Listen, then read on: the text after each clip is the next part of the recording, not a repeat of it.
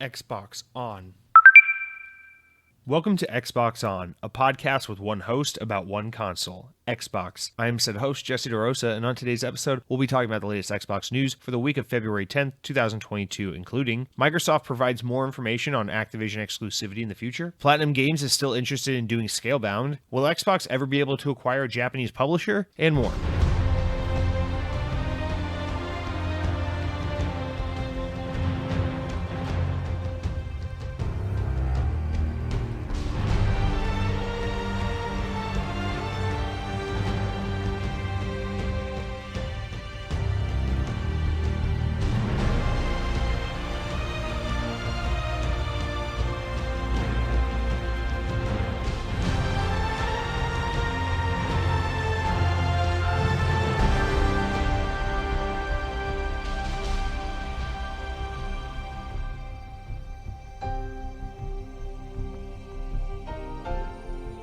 Well, I found cat hair on my Surface Pro, so it looks like I might lose another computer to overheating thanks to my cat. For those of you who that makes no sense to, of course, I'm referring to, my Surface Pro broke about a month ago. It overheated and the battery died or something. We don't really know what happened, but anyway, I had it exchanged. I sent it back to Microsoft, got a new one. We thought the reason was that my cat just loves to fucking sit on this thing like it's a bed, even though it's a cold metallic surface that should be comfortable to nobody, but she likes to lay on it, and so I'm finding her little hairs on it again. I'm thinking, oh no, she's gonna break the replacement by just resting on it all the time and blocking all the vents and having it overheat. I don't know. I'm worried about it, guys. This is an Xbox podcast. Thank you for tuning in. My cat is not currently sitting on my Surface, so I guess we're good for the moment, at least long enough for us to discuss all the latest happenings in the world of Xbox. So there's been a decent bit. I thought, maybe, we're past the Activision shit. We're past the Bungie shit. Maybe we get into that early part of the year lull where, there's not too much going on and we can kind of dick off and just talk about the games we're playing and have a good time. Nope. It's always got to be, video games are no longer quiet. There's no more quiet time for video games. It is all the time, all the crazy news. Even Nintendo's out here today being like, hey, we're going to talk about games for the first time in like a million years. So guys, there's just no room to breathe. Let's get into it, okay? A couple things I want to talk about at the top of show. You guys, we're almost at 1,000 subscribers over on YouTube. We're just about 900. So first of all, thank you so much to those of you who have subscribed and support the show in any capacity. Even if you're not subscribed on YouTube, I really do appreciate your support, even if this is just the first time you've ever checked out the show. So thank you there. But if you have the ability to do so, any inclination to do so, any slight desire, I really encourage you to go over to youtube.com, Xbox On Podcast, and hit the subscribe button. We're almost at 1,000. It was my stretch goal in 2014, and god damn it, we're almost there 7 years later. Come on, help me. 8 years later? God, how long has it been? So I just want to get that out there real quick. I do a bad job of plugging myself, so a little bit of a plug. But hey, let's talk about some Xbox stuff. So I want to get into a couple things at the top of the show. These are a growing segment that I've never officially introduced, but, we talk about some news stories that are like mildly amusing, but aren't necessarily like things we're going to get into during the news segment. So just kind of warm up stories, if you will. I want to talk about this one a little bit. Speaking of Nintendo, this is a story about Nintendo's president discussing kind of their take on the growing acquisition and consolidation of the industry and where they see themselves in that scene. And I really love this response. So let me just read through this VGC report that says Nintendo president Shuntaro Furukawa has reiterated that the company plans to grow its game development capabilities organically rather than through acquisitions. With the industry going through a period of consolidation, Furukawa touched on the topic of acquisitions on Thursday, or this is last week, following the publication of Nintendo's latest financial results. He said, quote, via Bloomberg, our brand was built upon products crafted with dedication by our employees, and having large numbers of people who don't possess Nintendo DNA in our group would not be a plus to the company. Furukawa's comments echo those made in November, when they said that the company was primarily focused on organic growth in order to continue Nintendo's creative culture, but that he was not dismissing the possibility of acquiring other game companies. Now, Nintendo has acquired other companies. Obviously, they famously had Rare before they sold them to Microsoft back, in the early Xbox days. They famously acquired Retro Studios, who are the guys that made the Metroid Prime games and the Donkey Kong Country Return games. Obviously, one of Nintendo's very best studios, very Western focused developer. Actually, they're based out of Texas, so that's very not traditionally, built from the ground up in Kyoto, Japan, kind of Nintendo team. And last year, was it a year or two ago, they acquired Level 5, the people that made Luigi's Mansion 3, which is a weirder one because that one feels less kind of synonymous with Nintendo to me. But honestly, in my opinion, that's the weirdest acquisition I can think of Nintendo's ever had. But nonetheless, I love this story because I just feel like Nintendo gets it. And hey, there's going to be a couple examples of it this week where I'm going to give Nintendo some credit. And I'm usually, I think maybe a little too harsh on Nintendo. And I want to let this be a week where maybe Xbox can be in the hot seat and Nintendo can get a little bit of recognition for the good that they do, which there's plenty of it. They're obviously Nintendo's quite possibly the most important player in this industry, right? Or at least historically. This is everything I'm talking about. No one knows gaming better than Nintendo. And we can sit here all day and talk about how, well, PlayStation does way better than Nintendo. Yeah, they do. And, Xbox has the money and the power and the capability and the tech to take gaming further into the future and be more forward thinking with gaming than Nintendo. Yeah, that's true. I agree with all that. But Nintendo, first of all, established gaming as we know it, and I think has been able to stand the test of time and remain as relevant and active of a player as they've been because they just get what matters most more than anyone. I always draw the comparison of like Nintendo and Disney. Of course, I wouldn't say modern Disney because modern Disney fucking hates classic Disney. But Nintendo is like Japanese Disney if Disney had any self-respect and could say no to a fucking cheap cash grab every now and then. But where it's that they have a unique artistic ability that is so unlike anything else and so distinctively and authentically themselves and their own culture that you can't look at a Nintendo game and think, who makes that game? Is that the guys that do is that the guys that do Gears of War? Is that the guys that do that Bayonetta game? Is that the guys that do Monster Hunter? Is that the guys that do Dead Rising or some shit like that? You would never mistake a Nintendo game for anything other than Nintendo. Just like how once upon a time before Disney was obsessed with owning like fucking Die Hard and the Kardashians on Disney Plus, there was a time where anything that came out of the Walt Disney Company was so authentically Disney. You could look at the art, you could hear the music, you could see the common themes and elements and story beats and just the nuances of anything produced by the Walt Disney Company. You just be like, that is authentically Disney. I'm not going to confuse that for anything else. And that, I mean, even in my childhood, that rang true to a certain extent. Like you wouldn't watch fucking Rio and be like, oh, that's a Disney movie, because you just knew like that's clearly not Disney. It's cheaper. It's more cash grabby. It's more just kind of playing off a here and now cultural movement and not being this timeless, well thought out, creative classic the way Disney movies were. And I feel like Nintendo needs more recognition for this in the market of Xbox fanboys, myself included, because this is what, despite the fact that yes, Nintendo's tired, they make the same 5 fucking games over and over and over again. They're getting better, but they do the same shit repeatedly. They just literally, Nintendo Switch for half of its life has just been ports of Wii U games, and there's plenty of reasons. Nintendo's been extremely curmudgeon and slow to adopt the future and online and DLC and just everything associated with what's good about modern gaming. But Nintendo obviously has stood through all this shit, withstood the era of Xbox Live, PlayStation Plus, games as a service, all these things that have become such modern conveniences of gaming, because at the end of the day, you look at Nintendo, you look at their platform that has god-awful online, super outdated hardware, usually pretty fucking god-awful graphics, and everyone buys a Nintendo Switch. Why? Because their games are authentically fun and Nintendo and just about pure joy.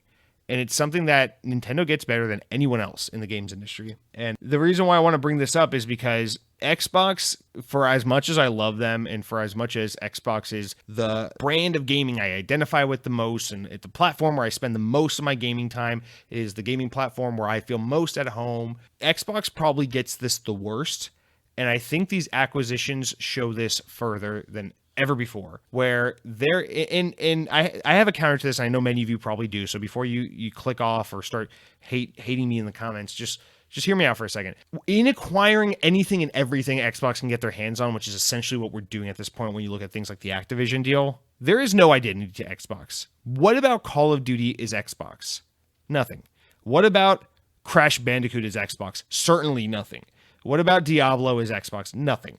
The only through line to Diablo is Diablo used to be popular, most popular on PC, which is generally a Windows operated platform, and Microsoft owns Windows and Xbox. There you go.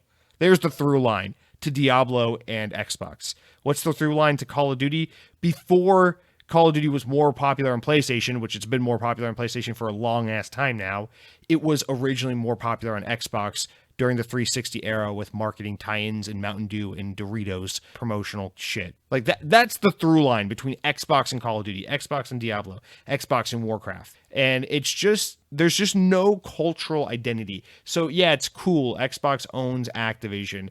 They can make some of these games exclusive. They can put all these games on Game Pass and it'll be great value for subscribers. And I guess that's all that matters at the end of the day. It really dilutes the quality of the Xbox brand and the Xbox culture. And in fact, I would argue it means there is no such thing as Xbox culture. Now, let me play the flip side, because I know there are a lot of you out here who are like really, really passionate about defending your brand and your color. I know green is good. So let me just give you the alternative.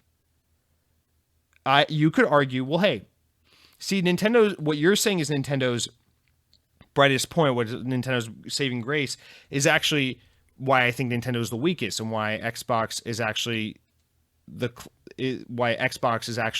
best, which is that Xbox's culture is just having access to great developers and funding them and enabling them to do whatever the hell they want. So is there something about Call of Duty that just feels authentically Xbox? Maybe not. Is there something that feels authentically Xbox about fucking, I don't know, think about any of these things. Compulsion Games. This team that's put out 2 games that had, worked with Xbox during the Xbox One generation, but nothing they've ever done makes people just scream Xbox the way Halo does, No, maybe not. But maybe what is so authentic about Xbox, or what is so special about Xbox, is that they're not obsessed with making sure all their games kind of look and feel like a certain brand or company, but rather that all these companies or these teams and developers they own are well-funded, well-supported, and kind of left to do what they want to do and be creative in the ways they see fit.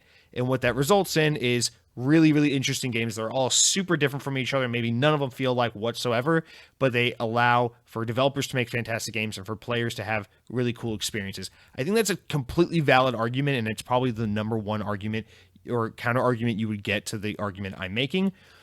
But I don't know, man. I'll say as someone who was a lifelong Nintendo fan until pretty recently, where I've kind of fallen out of love with them, as someone who is a lifelong Disney fan and who really laments the fact that Disney doesn't hold themselves to a standard anymore, and that Disney does not appreciate their own culture, their own identity at all anymore, because they're more obsessed with NFTs and fucking ESPN than, doing really great animated movies. I gotta say, I think the identity, I think the culture, I think the distinct and authentic representation of your company and your product matters. I think Nintendo gets that better than anyone else. You think of anything Nintendo does, even a new IP like Splatoon. Obviously, Splatoon's only been around for about 5+ years now. You wouldn't play Splatoon and think anything other than Nintendo, despite the fact that it came out many, many years after Zelda or Mario or any of that shit. Splatoon feels so authentically Nintendo, whether it's from the art style or the design approach. You pick up that game, you play it, is about pure fun, pure joy, super over-the-top polish, really wacky, outside-the-box gameplay mechanics and ideas, and it is Nintendo through and through. And I think that is the saving grace and the strength of Nintendo. And that is why, aside from being a very affordable, all ages kind of device and platform and ecosystem, I think that's why Nintendo succeeds. That's why all my fucking 25, 30-year-old friends right now are playing Pokemon Legends and not Dying Light 2, because they know, regardless of whether you look at Pokemon and say, that's a tired IP, or that's an old game, that's an old trick, we don't want that. We want something cool and next-gen and boundary pushing like Dying Light 2. Well, the numbers don't lie. Everyone fucking wants Pokemon, because that game is still fun, and that game is still tried and true and authentic to its unique identity, that in a way that no one else does. and obviously Dying Light 2 is performing very, very well.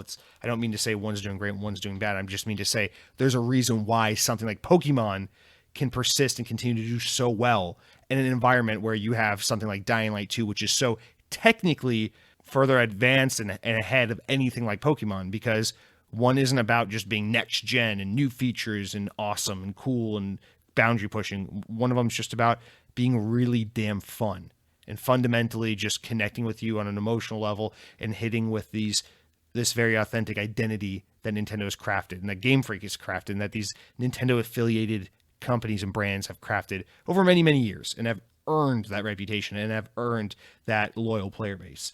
I think Sony gets this better than Microsoft does by far, and I think Sony kind of does it the way Nintendo does, but a little differently, where Sony's very obsessed with also having a strong continuity with their brands and their games, but they're willing to let things die. You know, there's a reason why we don't get Jack and Daxter anymore. It's because Sony's like, we don't need that anymore. We've grown past it. We've moved on. So Sony's different from Nintendo in that they would drop their Mario so that they could get their Uncharted or their Last of Us.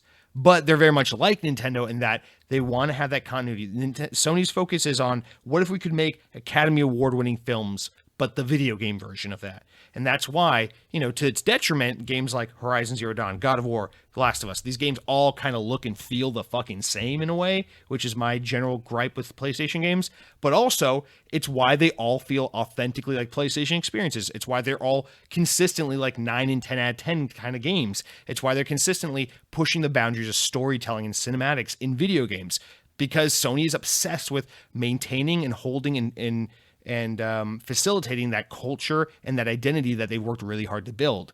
Xbox completely lacks this. And I know this sounds like we're so far away from what we were talking about, like I'm just on a massive tangent, and you're right, I am.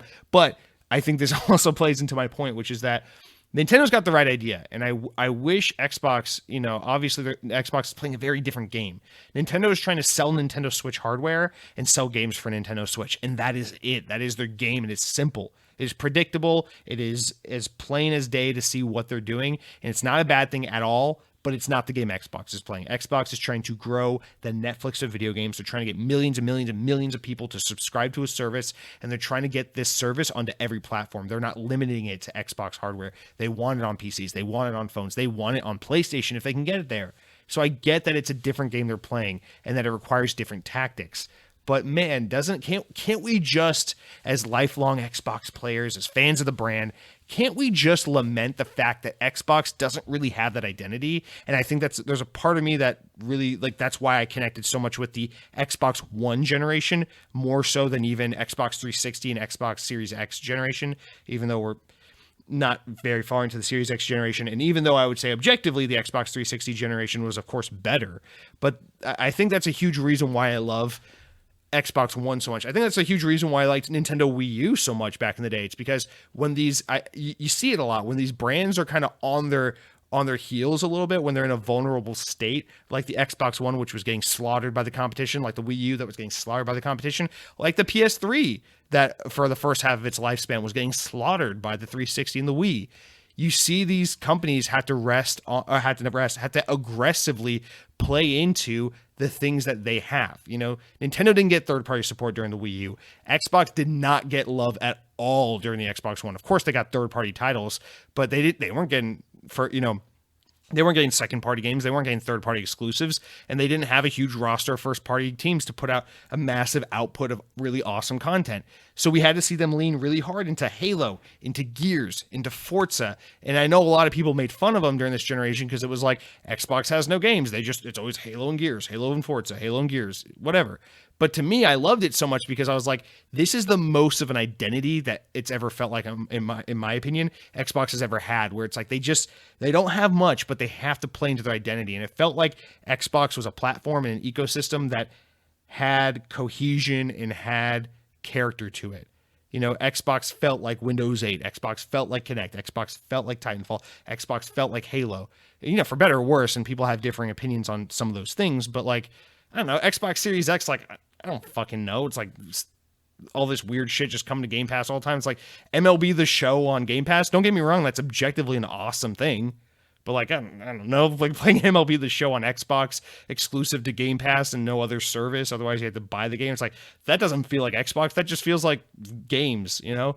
And so again, it's not necessarily a good or bad thing, but I think this is something important that I would think Xbox fans might be a little bit more cognizant of, or at least somewhat reminiscent or nostalgic for, or longing for, which is this more cohesive identity to the brand. And I think this is a cool way to open up the show, because we have a lot of these kinds of stories coming in and out about acquisition this, update on that, trying to let big acquisition deals slide through and get past governments and things like that. And I just kind of want this context to be in the background while we discuss these stories, not just this week, but going forward. As I'm telling you, it's as any fucking gaming podcast is probably telling you right now, 2022 is just going to be a year of so-and-so bought that, this company bought that, these two teams have merged together, what the fuck is happening?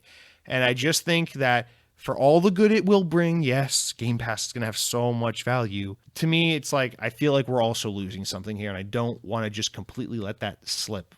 So, other little amusing anecdotes, Grand Theft Auto, the Trilogy Definitive Edition, you know, the broken, buggy mess, has sold at least 10 million copies since it was released in November, so...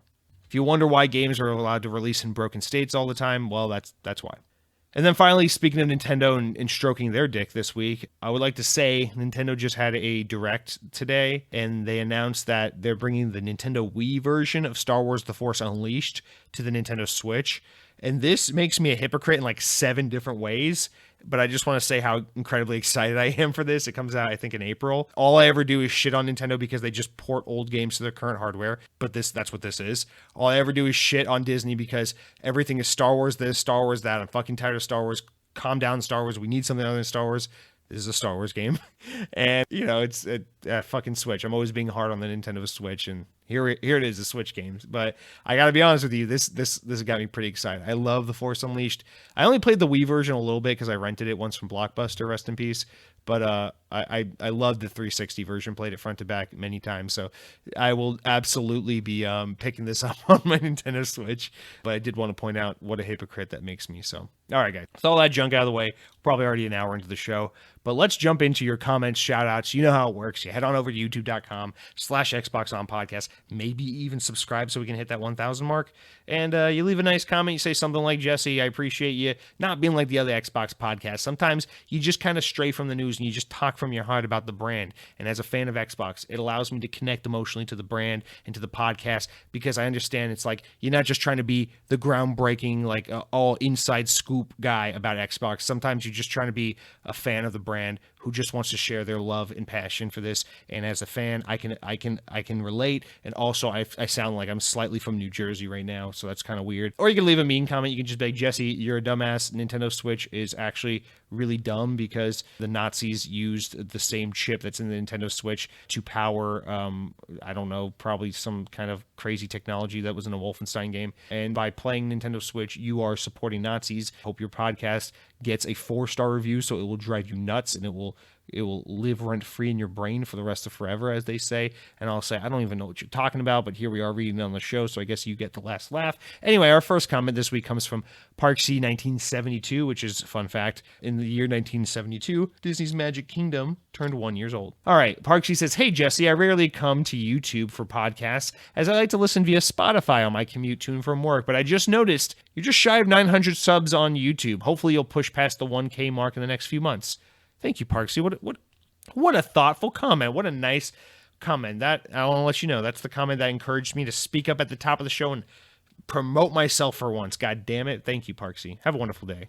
The Blunden wrote in. Why do I feel like I'm saying that wrong? 20 minutes in and you haven't mentioned Taco Bell yet. Kind of disappointed. Anyways, looking forward to Xbox On podcast. Well, continue to not be disappointed because we're going to talk about Taco Bell when we get to what I've been eating, but you just wait. Just wait. It's going to be past the 20-minute mark, though, so keep waiting. All right, let's talk about the Bungie acquisition a little bit, because we got a couple comments in it. We actually didn't get that much feedback on this, which was a little surprising, but maybe your amount of feedback had to do with my lack of real like reaction, surprise, and context for the situation. Because honestly, at this point, man, it's like the big news story one of these weeks is going to be like, guys, breaking news. Nothing happened this week. No one bought anything. Game makers just worked on games they're making, and players just played games they're playing, and no one bought anyone. No one had to get fired or changed, and no one harassed anyone at their company. They just kind of like made and played video games. It was a crazy fucking idea. But anyway, Zeke Robinson, sounds like some kind of freak, wrote in and says, I don't think I will ever understand why they bought Bungie. I don't know how literal you meant that, Zeke, but I mean, I think it's quite clear why they bought Bungie. And this was the praise, listen, the more Xbox pisses me off with this just buy everything thing, the more I'm going to have to give credit to PlayStation where credit's due, credit to Nintendo where credit is due. PlayStation was super upfront and transparent about why they bought Bungie, so we don't have to sit here for 20 episodes speculating and parsing through Phil Spencer's words, trying to figure out what fucking gymnastics he was pulling with his PR words. We just know why they bought Bungie. We know Sony Pictures had a huge say in it. We know Sony Pictures wants to get into more turning that really successful IP of the video game world into really successful cross-media with streaming services and movies that go into theaters and make billions of dollars like Spider-Man. And so they're like, we're looking for partners like that. Bungie has been really aggressive about trying to get into cross-media. This is a perfect marriage. Also, Sony is really, really heart set on trying to get into more multiplayer-centric games. They need shooters. They need games as a service type products. They need understanding and learning and culture and training on that kind of shit to trickle into their pre-existing studios. Bungie works for them on a lot of levels. There's a lot of talent, a lot of knowledge. And we got word this past week that apparently like there's a lot of the money or half of the money that went into that $3 billion acquisition is for giving like $1 million to most employees to try to retain talent at Bungie. It's like a huge part of the deal, which tells you that Sony is interested in not necessarily just the Destiny IP. They want the Destiny IP for Sony Studios because that's what they want it for, but they want Bungie, the team, the minds, the talent at that studio because they have philosophies and ways of working in things that they want to culturally trickle down into their ecosystem, into their brand, and to affect their other developers. So we know why they bought Bungie. It's pretty cut and clear. And Sony's made it pretty clear, like, hey, Bungie games are going to continue to be on Xbox, and Destiny's going to be untouched. We're just going to let it be a game. We're going to let people play it wherever they're playing games, and we're going to let content continue to come out, and we're going to fuck off in that regard, and we're going to keep it kind of separate from the PlayStation brand. But yeah, in a world, we're starting to see this thing where it matters less and less to have companies just for the sake of gatekeeping content from other players and keeping these things more because the industry is changing. The value of the industry is changing. People want it's kind of like what's happening in the housing market right now. Like the cost of housing is skyrocketing because people want the land that the houses are on. So we're seeing something kind of similar happen here with game development, where like these game publishers and developers are being bought up and gobbled up like crazy, not so much for the IP or the games, but because they want the talent. Because the guys that made Bungie are pretty fucking important people. You made Halo and Destiny, two of gaming's most important franchises of all time. Say what you want about Destiny, but Destiny ushered in the games as a service era as we know it. That's fucking huge. I would say Destiny, and I would say this confidently, Destiny 1 is the most important game that came out during the Xbox One, PlayStation 4 generation by a mile. You think about like the biggest games that happened. On Xbox, what were the biggest games? Like Gears 5, Halo 5, Forza Horizon 3 and 4. Stuff like that. You think about PlayStation, what were the most important games that came out? Horizon Zero Dawn, Uncharted 4, God of War 2018, Spider-Man 2018. I would say Destiny was a way more important game than any of those games at all because it forever changed the way we approach gaming. Like, look at gaming before 2014 when Destiny came out and where we are today. You can't tell me Destiny hasn't trickled down into every fucking game you play today. Whether it's just from like menu and UI design or whether it's like end game content or loot grind or games as a service games or open world games or RPG games or just any kind of Western game, Destiny has affected pretty much everything in the industry. And Sony wants that talent. They want the people that can change the industry like that to be on their team. They want those brains working for them. Remember what shooters were like on consoles before Halo came out? That was also Bungie. They need that team. So that's why. It's not about saying fuck you Xbox, or this is our way of getting back for buying Bethesda or Bungie, or sorry, rather Activision. It's more like, fuck, this talent is going away. It's being gobbled up. Everyone's buying something. We at Sony cannot afford to buy an Activision. But we need so when you have limited money, you have to make very, very smart acquisitions and alliances and partnerships with the resources and the talent and the pull you do have. And so Bungie makes sense for Sony if you think about it in that regard. It's a lot cheaper than buying an Activision, but it's very, very high quality talent. And they want that talent more than the IP. But let's continue on with this a little bit. Headhunting Halo says, "Hey, Jesse, I have a confession. I haven't listened to the last podcast. Busy moving my house." Well, Headhunting Halo, I don't mean to be an ass, but it might be easier to move your stuff out of your house into a new house rather than to move the actual fucking house. But go on. Please forgive me, as I feel that Bungie going to Sony is not a big loss to Xbox at all. I have both systems, but I want Microsoft to own everything. Does that make me related to Hitler? Yes. By the way, what happened to my grilled cheese burrito taco from Taco Bell? They took it away. Headhunting Halo, I don't know why I needed to explain this to you. I know you said you haven't been able to listen to the podcast because you've been busy. That's fine. I understand. Life happens. But I've said many, many times on the podcast for 2 years now, the grilled cheese burrito at Taco Bell comes and goes. It is a limited time item. So that's on you if you thought it was just going to stay forever. Also, even if it wasn't a limited time item, what makes you trust Taco Bell enough at this point to think anything on that menu is safe? Nothing is sacred at Taco Bell. You could come there tomorrow and they could take tacos off the menu. That's how flippant they are with the fucking menu offerings all the time at that restaurant. So Headhunting Halo, I'm sorry, I don't mean to be so callous, but like the onus is on you when it comes to that one. So anyway, but yes, you are related to Hitler. Mr. Miggy rounds us out with the Bungie comments and says, "Yay, you had Chicken Guy. It is good shit." Mr. Miggy, may I remind you, I've had Chicken Guy many, many times. This is just the most it's been a while since I've had Chicken Guy. But oh yeah, Chicken Guy is good shit. Mr. Miggy, next time, you've been to Orlando a couple times since you started listening to the pod. Please, for the love of God, take me to Chicken Guy. Let's have a date, Chicken Guy, you and me. I'll get one of those mint chocolate chip milkshakes and we can Lady and the Tramp it. What do you say? Anyway, you continue on. Also, although Sony doesn't have fuck you money like Microsoft, they seem to know how to go for the jugular. First Insomniac, along with making Spider-Man exclusive, and now Bungie. Mr. Miggy, I guess I have to kind of assume or draw information from your comment based on context, but I assume what you're saying is that in a way they're kind of getting back at Microsoft by acquiring teams like Insomniac who were working with Microsoft before they were bought by Sony, or teams like Bungie who have a massive history with Microsoft. I'm guessing that is what you're alluding to here, but you could also just be talking about how they just know how to buy the most important talent, in which case I would agree. I think Sony, Nintendo doesn't buy talent for the most part. They just cultivate it from within. Respectable. Xbox just buys anything with a fucking heartbeat because they can put it on Game Pass. Less respectable, but they're playing a different game. I understand why they do it the way they do it. It's fine. And Sony does do acquisitions, but they do them very carefully and they do them very deliberately, where they work very closely with teams generally. They make sure there's a lot of reason for them to be buying this team. There's a lot to offer for Sony. There's a lot of cross-cultural influence for the team they're going to acquire compared to their other teams. So yeah, I mean, Insomniac is a team. Sony, you gotta think, Sony probably tried to buy Insomniac many times, especially during like the PS3 generation. I think it was probably one of those things where, we know it was one of those things where Insomniac wanted to remain independent for a long time. That's why they left Sony for a while and went to Microsoft to go do Sunset Overdrive, because they really wanted to own their own IP and remain independent. And it looks like they came back to Sony and were like, "Hey, we did the independent thing. We did the whole retain our IP and go play with someone else thing. We miss you. We like you. We liked working with you."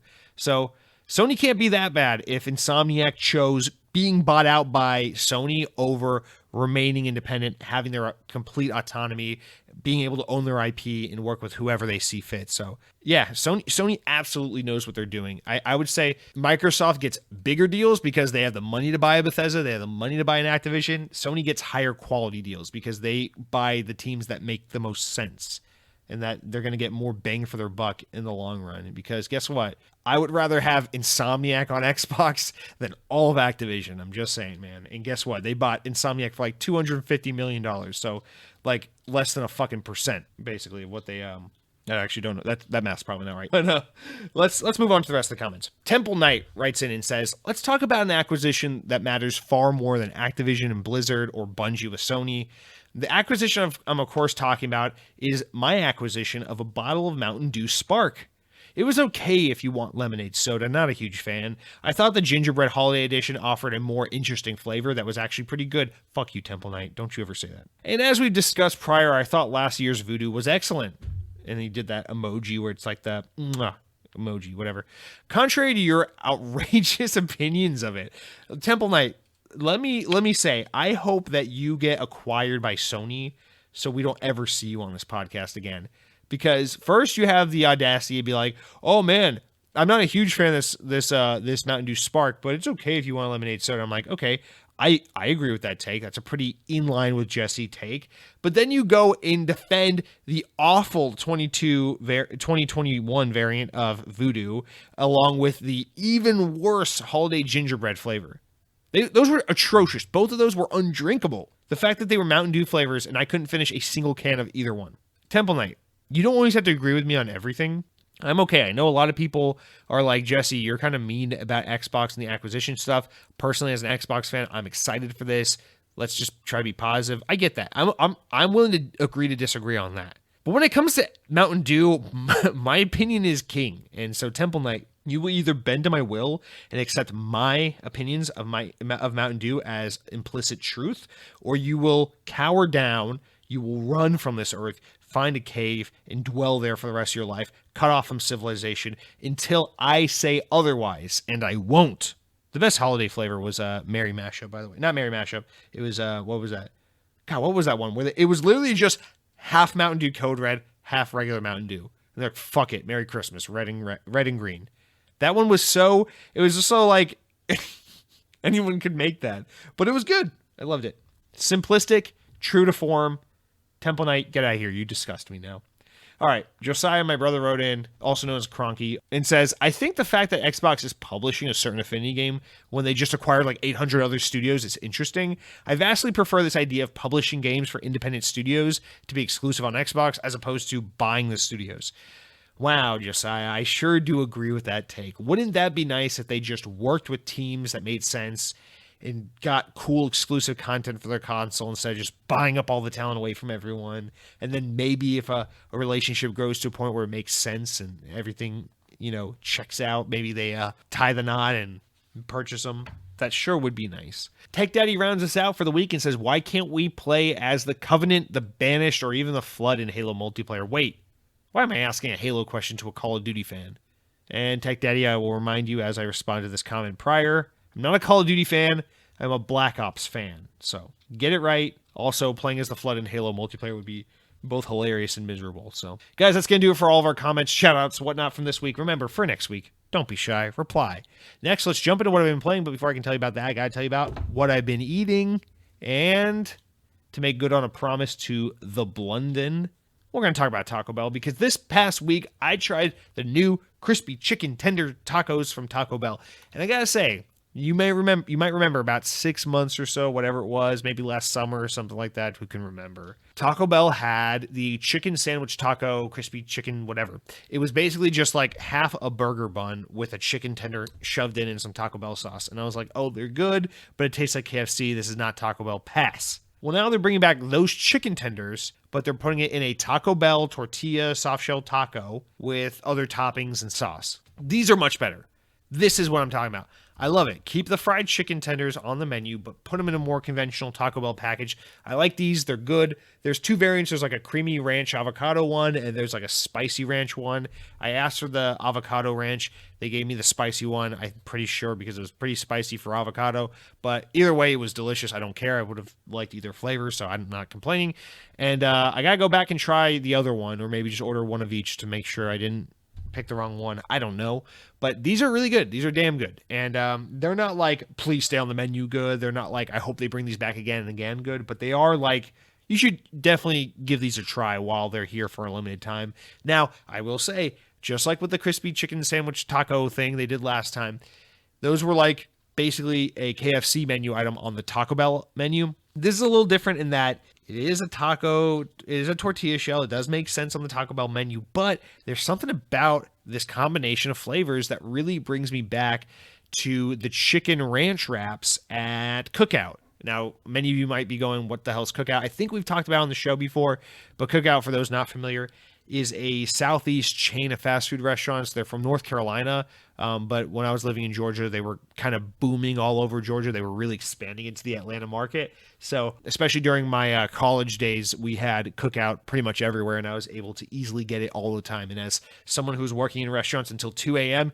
you better believe I ended up at the Cookout drive-thru many, many, many nights during my college years. So the chicken ranch wrap was this delectable little treat. It was $1. It is a flour tortilla. It is a chicken tender. And then they put some ranch dressing, some shredded cheese, and some lettuce, and they call it a fucking day. You order 4 or 5 of them bitches, and you have yourself a wonderful night after a long, miserable shift of being a waiter, and you go, God, I hate my life. And then you bite into one of those things, and you go, God, I love life. And then that's kind of what Taco Bell's recreating here. So here in Florida, where I live now, we don't have access to the Cookout. But Taco Bell's given us a little taste of Cookout on their menu, and they're keeping it true to the Tex-Mex format by not putting it on a fucking burger bun this time. So shout out to the crispy chicken tacos from Taco Bell. If you're not getting them, you're a freaking loser. Probably one of those guys that didn't get offered to be bought out by Microsoft to be put on Game Pass. So sucks to be you. Meanwhile, I just made $3 billion.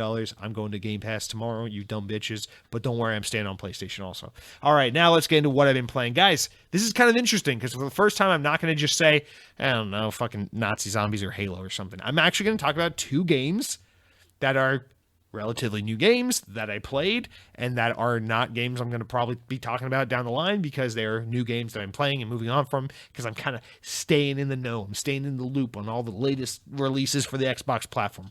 Crazy. Well, the first one I think we talked about last week a little bit. I started The Gunk, although last week I told you I'm just about an hour in. Haven't really done much. I think it's cool. This week, I've played through The Gunk. It took me, they say it's about a 4-hour run through. It probably took me about 4.5 hours because I'm just slow at gaming. But I loved this game so much through and through. The Gunk is a really, really great game. I'm telling you right now, if you are an Xbox owner, if you have a Game Pass subscription, if you have anything larger than a tiny penis, you need to play this game.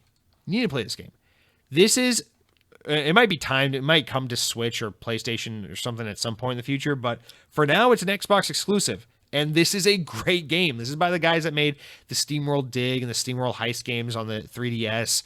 Very popular indie games. And this game is phenomenal. It got pretty like solid reviews, like 7 out of 10s and stuff like that. I would rate this game higher. To me, this game is a really, really, it's not a groundbreaking platformer by any stretch of the imagination, but it is a really, really, really solid platformer on a video game console that severely lacks good platformers. It's 3D platforming, very creative, very unique, very pretty art style, very cute, charming world, and fun characters and banter, and well written, well acted. It's very cute. It's about these 2 girls that land on this planet.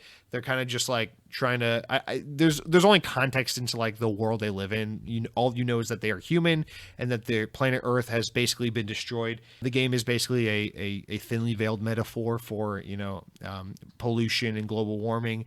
And all you can really glean from the context and all the explorables and collectibles in the game and things like that is that essentially humanity lost the planet Earth due to neglecting it and not taking care of it and not heeding the warning of global warming and all this shit. And we are now in space and colonizing other places and existing in other parts of the solar system.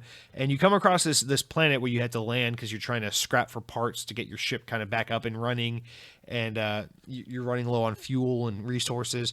And basically, you play as this girl who she's lost one of her arms and is replaced by this like Luigi's Mansion Ghostbusters like hand cannon sucky thing. And she discovers like this gooey shit that like covers the planet. And they call it the Gunk. And it's like you realize like there's this beautiful planet with this wildlife and this natural native inhabitants that basically are being imprisoned and having their planet and their resources depleted and destroyed. And anyway, it's a very simple, very thinly veiled plot about global warming, a little fable for all of us humans here who don't recycle or plastic, but it is a very, very fun game, and they do a great job of taking these story elements and molding them into really fun mechanics and very fun, light puzzle solving and really interesting, competent platforming. And I love this game. It has upgrade system. You collect things, you scan things, kind of like Metroid Prime. So it's got a little bit of that exploratory, backtracking Metroid Prime thing going on, where you can unlock things and then upgrade parts of your ability and your suit and all that, and your visor. And then it's got fun platforming. It's got light puzzle solving, which is really rewarding. It makes you feel kind of smart, even though it's pretty straightforward. And then it's got like light combat, but it's not like hand blasty gun combat. It's like cool, like suck up this thing and throw it at that guy, and suck up this little enemy and throw it at a bigger enemy, and then like go to the enemy, find their weak spot, and like suck the gunk out from them so they're not bad guys anymore. It's really like cutesy stuff. It feels kind of like Luigi's Mansion meets Metroid Prime meets just a basic 3D platformer. And I love it. I think this game is so much fun. It was a really, really fun, pleasing 4.5 hours of my life. Glad I did it. And I fully recommend this game. It's called The Gunk. It is a great little weekend joy. And again, if you have Game Pass, you have Xbox, guys, shooters are a dime a dozen. Western RPGs, a dime a dozen. Open world games, oh my God. You can't see me. It's an audio podcast, but I'm putting a fake gun in my mouth and pulling the fake trigger. I'm so, God, yeah, open world games. No, play The Gunk. Enjoy something different. Tell Xbox, hey, we want more of this shit. This is like the first platformer we've got since Super Lucky's Tale, guys. Come on. All right. The other game I've been playing this week, now I put a poll up on Twitter. I said, guys, what should I play this week? Am I going into Dying Light 2, which I've been really looking forward to, or am I going into Far Cry 6, which is, another game I've been meaning to get around, but I was waiting for a price drop. Well, Far Cry 6 is on sale. It's $30 this week. Okay. Half off. I'm down. Dying Light 2 came out. I really want to play this game. I've been waiting for it. It was intended to be a day one purchase for me. So I took to Twitter and I said, poll time, guys. Which are we playing? I thought you guys were going to just say Dying Light 2 and that Far Cry 6 was going to get swamped. But no, it was actually a pretty close call. Dying Light 2 did win. Don't get me wrong. It did win. I went with Far Cry 6 because, well, here's why. Dying Light 2 apparently has a lot of bugs and issues. I don't know how serious and severe they are. I don't mind minor bugs and glitches, but I don't want to run into any broken saves or crazy shit like that. So I was like, you know what? I could just get Far Cry 6 for half off, enjoy it now, and then in a month or two, I can just get fucking Dying Light 2, and it'll probably be $45 or something, save some money. Might as well just respect my wallet. Wait for a couple patches to come out and buy the game when it's on its first sale. I don't need to be a part of the conversation and be there on the ground day one. Like, yeah. I'm a real gamer, guys. I'm a real gamer. I play Dying Light 2, so it's okay. I feel like I'm missing out a little bit. I do like to be a part of the conversation. I do like to be a part of the day one user base of a new game I'm anticipating. Don't get me wrong. But I'm trying to be a little more fiscally responsible. So I said, let's go with Far Cry. It's had months. It's been on the market for a few months now, so it has its patches. It should be in good running shape. It's half off right now. I love me some Far Cry. I was very disappointed in Far Cry 5. Let's see if it's any better. I know a lot of people, it's like people who didn't play it say it sucks, and people who did play it say it's actually pretty good. Let's see it. All right. Far Cry 6 is really good, guys. I gotta be honest with you. I was, as I just said, I was very disappointed in Far Cry 5. I feel like that game gets away from the charm and the beauty and the simplicity and the gameplay loop that makes Far Cry so fun by being like, you have to do all this bullshit in this area to do this one mission to unlock this part of the map, because you got to do all three of these sections in order to reach the main guy. And it makes like all the content mandatory, and it's not fun, and it takes out the hunting and the pelting options, and it just kind of makes the game really stupid. All the missions are paint by numbers and kind of rehashes of things we've seen in Far Cry games prior, and I wasn't feeling it. And it still had the age-old Far Cry issue of really cool villain, introduce him at the front of the game, villain disappears for the entirety of the game, and then the last hour they show up out of the clear blue sky and like, hey, remember me? Whoa, I'm the bad guy. So Far Cry 5, I had no hope for Far Cry 6, especially because I just don't like Ubisoft a lot usually. But dude, Far Cry 6 is good. And I gotta say, I was hearing so much negativity around this game, I was probably even lending a little bit to the negativity because I like to hate on Ubisoft, but Far Cry 6 is good. Far Cry 6 feels like taking Far Cry 3 and 4, which are my favorite Far Cry games, and just modernizing the hell out of them from a gameplay standpoint. As someone who plays Far Cry on Xbox, not PC, so I can talk about aiming on a console, on a controller, aiming feels way snappier, way more intuitive, way more like an actual console FPS like a Halo, and a lot less like one of those shitty games where it's like it's in first person, but you can tell we only optimized it for PC. Far Cry games traditionally never felt that good from a shooting standpoint, but it feels really good. Like the aim assist is fine-tuned and everything. It feels really good in Far Cry 6 to just use guns and fight, so I love that so much. The environment feels very reminiscent of Far Cry 3, and it feels kind of like a step back to the norm, back to its roots, if you will. Unlike Far Cry 5, yes, you still get to pick boy or girl, but unlike Far Cry 5, it's not just some blank canvas character. We're like, whoa, I get to choose their skin color. I'm so diverse. It's like you actually get to play as an interesting, unique character. So you play as a character named Danny. You just select whether or not Danny's male or female, and then Danny's a cool character. I shouldn't say cool character. Danny's kind of he's whatever. He's not a great character, but he's not a bad character. He's serviceable so far. I'm only like 5 hours into the game, so I like this a lot because the thing I loved about Far Cry games is in prior Far Cry games is that they tell you what character you are. And it's important to the story because you get to see what a piece of shit your character actually is in the grand scheme of the game. That was kind of the whole fun of Far Cry 3 and 4 is here's a crazy fucking enemy and you're just this innocent guy thrown into this situation. And then by the end of the game, you're like, you know what? That crazy villain isn't as crazy as I thought. And that innocent guy you play as is kind of a piece of shit.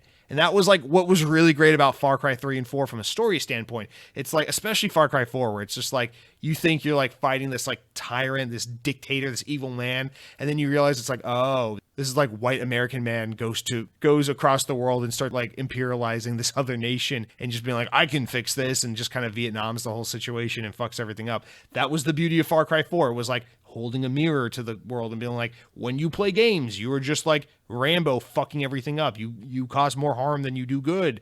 And like, that was the cool thing. But then Far Cry 5 removes that, and it's just like, nah, you get to make your own character. You get to choose how many outfits they wear, express yourself. And then your character's two-dimensional, has 0 lines, does nothing interesting, says nothing interesting, and then has 0 play off the villain. And it sucked. It sucked. I hate character creation. Create cool characters. Stop being lazy, developers. Let me be a cool character. Create a cool character for me to play as. I don't want to be myself. If I wanted to be myself, I would turn off my Xbox and go outside and get hit by a car. I want to be someone else. Let me play as someone else. So Danny is a much better character than Far Cry 5 because he has an identity, he has a personality, he plays into the game, he plays off the other characters, so it's cool. So far, he hasn't shown himself to be anything special, but again, I'm only like 5 hours into the game, so we'll see where it goes. I will say it still does have the age-old Far Cry issue of like, really cool villain introduced at the front of the game. Now he's completely disappeared, and I probably won't see him again until the end of the game. That just seems to be a problem Far Cry cannot fix at this point, so whatever, I guess. But I'm just really thrilled with this game because it plays a lot better than Far Cry 5, feels a lot better than Far Cry 5. You feel a lot more free to play the game and approach the world in the way you want. It has other things you can do, build out this camp and do all this like mechanical shit and building this and acquiring this and leveling up this and all the RPG and simulator kind of bullshit you can do if you want. It's all optional, but you can also just play the campaign missions at your own leisure, fuck around, attack it stealthily, attack it guns a-blazing, however you want. Just play the fucking game and enjoy it. And that's what Far Cry 6 has been for me so far, and I'm really, really digging it because of that. So Far Cry 6, this game got a bad rep. I'm really enjoying the hell out of it. I hope if you are like me and you are a lapsed Far Cry fan, maybe you will give Far Cry 6 a try and be like, hey, this is actually a lot better than the last game. If not, that's okay. There are plenty of other great games to play. I'm sure many of you are enjoying Dying Light 2, which I also really want to get around to, but, you know, I can wait. So that's it for what I've been playing, guys. That's it for what I've been eating. That's it for what you guys have been saying in the comments, and that's it for all the weird Nintendo cucking I just did for some reason for 20 minutes at the front of the show. Now, with all that out of the way, we got an obnoxious amount of news to get to, so let's jump right in, babies. All right, so this first story is kind of a bit of a doozy here because a lot of outlets took this story and gleaned some really, I guess, the more important chunk of the news, and then kind of ignored the rest of this statement where the news comes from, which is a whole other story in and of itself. So let's jump into it. Microsoft, and this isn't Xbox, this is Microsoft, like Big Daddy, top dog Microsoft, posted an extensive blog about their position in the marketplace being someone who has an ecosystem in an app store with the Xbox Store, and how they want to make that open and fair to other developers and make it accessible and equal. Basically, this is them getting in front of the bullet in the whole. This is them basically getting ahead of all the regulation shit they're about to deal with this acquisition of Activision, and trying to be like, okay, well, this is what we're doing to make everything fair, and this is what we're doing to make things accessible to players and developers. But from this, we can glean a lot of information. So I'm going to start by reading VGC's report of this story, which talks about, I think, the part most people are interested in. And then I'm going to read some actual content directly from the article itself, so we can talk about some things I think are pretty relevant to the story. So starting with the first part, VGC reports that Microsoft have claimed it will continue to release Activision Blizzard games like Call of Duty on PlayStation platforms beyond existing agreements, as previously stated.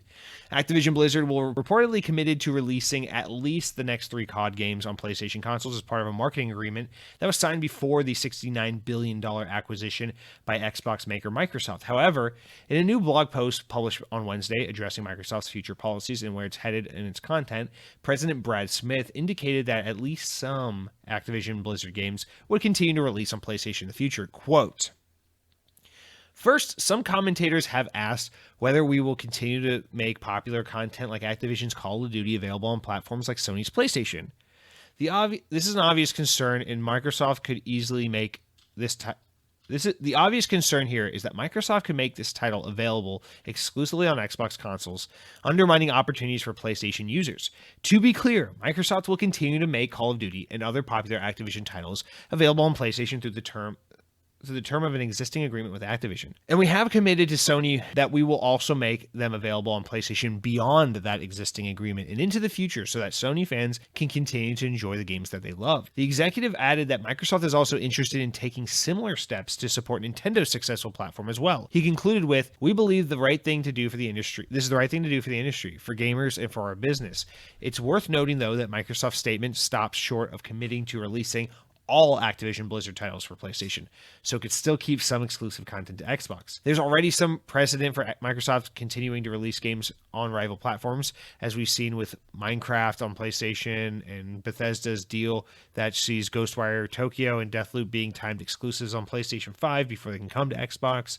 Elder Scrolls Online is also continuing to be supported on PlayStation platforms. However, Microsoft has also confirmed that Bethesda's big future exclusive games like Starfield and Redfall and Elder Scrolls 6 will all be exclusive to Xbox and PC. So, not always a guarantee which way the wind will blow. Next, after we talk about this stuff that we just finished up with, I will jump into the rest of the article and we can talk about the other important stuff. Now, at first I saw this news, my knee-jerk reaction was, okay, so basically what's happening here is Sony's getting a pat on the back because last week they announced they're buying Bungie, and they were very transparent to the point where their announcement was basically them starting with, hey, by the way, we're not taking anything away from Xbox. We're not making anything exclusive to PlayStation. This is all staying as you know. And it was really transparent, and it was really direct, and they started a really huge, important announcement by basically just saying, fuck you investors, fuck you developers, fuck you everyone else, gamers, players, we are doing this thing for you, and we're explaining exactly what it means for you. We're not beating around the bush.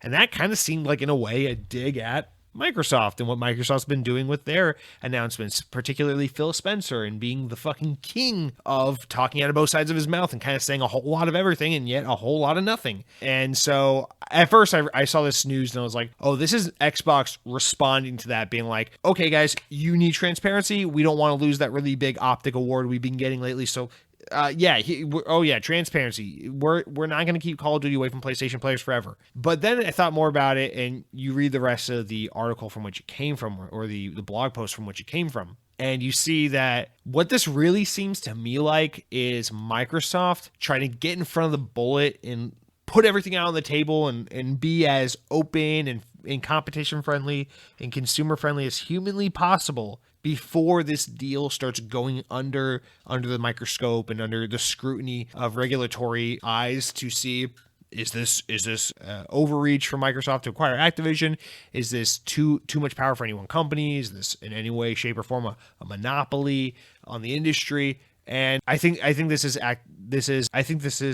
Microsoft basically just trying to get in front of all of that. So I guess there's not really much to say on this other than to say, yes, Microsoft's already reiterating that, yes, Call of Duty will continue to come to PlayStation and other titles will continue to come to PlayStation, but not everything, because notice again how even in this attempt to be very clear, they're still a little dodgy because they basically say most things, but then they don't allude to everything, but then they don't specify what most things or some things are. So we're still left kind of guessing. So it clarifies without really clarifying. Pretty classic Microsoft in that regard, huh? But I think we can get a lot more context for the big picture if we go over the other content of this blog post. So the big point here was about setting the new App Store principles for Microsoft Store on Windows and on Xbox going forward. So they say in their blog post, quote, "We have developed these principles in part to address Microsoft's growing role and responsibility as we start the process of seeking regulatory approval in capitals around the world for our acquisition of Activision Blizzard.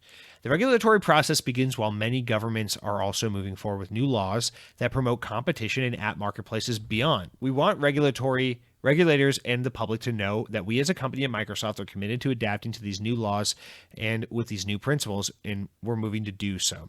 So let's stop there. First of all, this is already addressing the bigger picture, which isn't Sony, it's not PlayStation gamers, it's not even gamers directly. This is appealing to, most importantly, I think, governments. That's why this announcement is on Microsoft's website and not the Xbox Wire, because this isn't about gaming and gamers.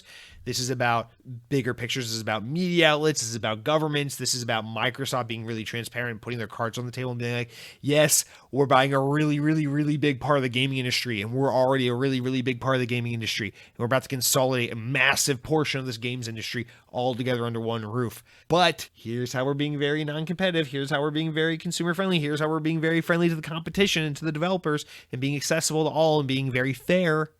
This is how we're not a monopoly, and that's kind of what they're doing here. Now, I'll get back to the monopoly thing because I'm not talking about monopoly in the way people are thinking, so don't get upset by my usage of that word yet. Continuing on, as we've said in other occasions, we recognize that we're emerging in a new era of tech regulations, and it begins with both benefits and risks, not just for a single company, but for the entire industry. As others have pointed out, there are new risks with any regulation, and these deserve a fair hearing and thorough consideration. But as a company, we are continuing to be more focused on adapting to regulation that is fighting more than fighting against it. This is in part because we have been adapting for 2 decades to antitrust rules, and we've learned from our experience. While change is not easy, we believe that the possibility to adapt new rules and innovate successfully, or that they have the ability to do so. We believe it's possible for governments to adopt new tech regulation and promote competition while also protecting fundamental values like privacy and national and cybersecurity. So I kind of want to say this point, but let me just get into it now, because here's the thing, and this is one of those things where I'm like, oh, I'm glad I listened to that podcast. Windows Central talked about this a little bit, and I'm not a buff on Microsoft as a whole of a company, so it's nice to have this kind of insight. But Microsoft has stayed in the good graces of the government for a long time, which is kind of funny because you think back to like the Apple Microsoft lawsuits back in the 90s where these two companies fucking hated each other. And back then, Microsoft was kind of hated, and the government didn't trust them. They were this big tech company. They were threatening. There was a lot of antitrust and a lot of like privacy concerns and competitive concerns and monopolistic concerns, and Microsoft was not seen well by regulators, by the government, by the public in a lot of ways. So it's funny to think how we got to this point where we are today, where Apple and Google and Amazon and all these companies are kind of under close consideration, under close watch. And Microsoft's like the good big old tech conglomerate that's like, pat on the head, Microsoft, you're so cute with your Azure and your cloud infrastructure and your little suit and tie. You're going to go make a Word document or Excel spreadsheet. You're so cute, so innocent, Microsoft. Anyway, Google, Amazon, your app stores, you guys are getting too big. You guys are doing things, privacy information, sharing shit. What's going on here? But I mean, the reality of it is like, dude, Microsoft's a big tech company. They do the same shit as Google. They do the same shit as Apple. Like, we can get into the nitty gritty on which one of these companies is marginally more ethical or marginally better. But at the end of the day, these are all massive conglomerations that have generational wealth and world changing wealth that continue to have their products built by slave labor in China and places like that. So it's like, I mean, they're all equally evil, you know? But you look at the way this is worded and what they're specifically addressing and talking about. This is Microsoft smartly and interestingly getting ahead of regulators, ahead of the government. This is them being so good at working through these kinds of things that they get ahead of it and they work on addressing any potential concerns before regulators start getting their hands on these things, so that it looks like there's fewer things to scrutinize, there's fewer things to concern about and to worry over, and it helps them breeze through this process without having to really, ruffle any feathers or take any negative PR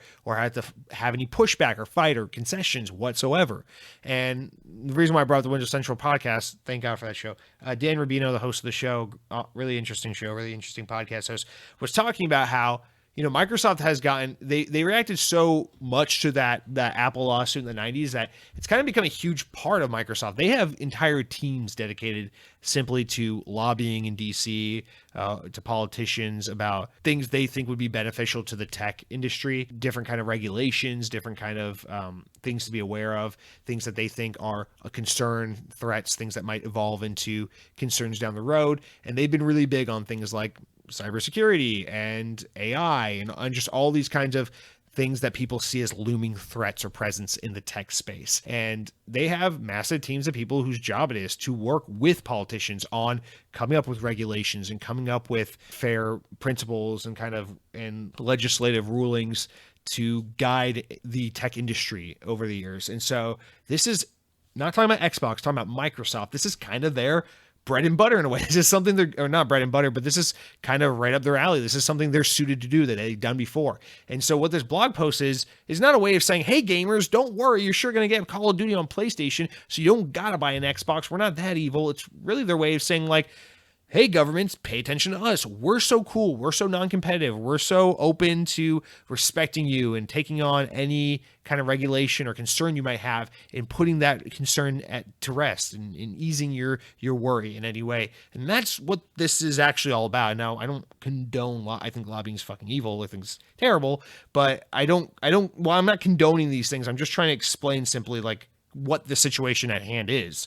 And so, obviously you can tell probably by the way I'm speaking, I'm a little bit outside my my wheelhouse here, since we're not talking about Sonic the Hedgehog video games. But I just want to say that that's kind of what we're talking about. So how does all that tie back to this acquisition, tie back to gamers?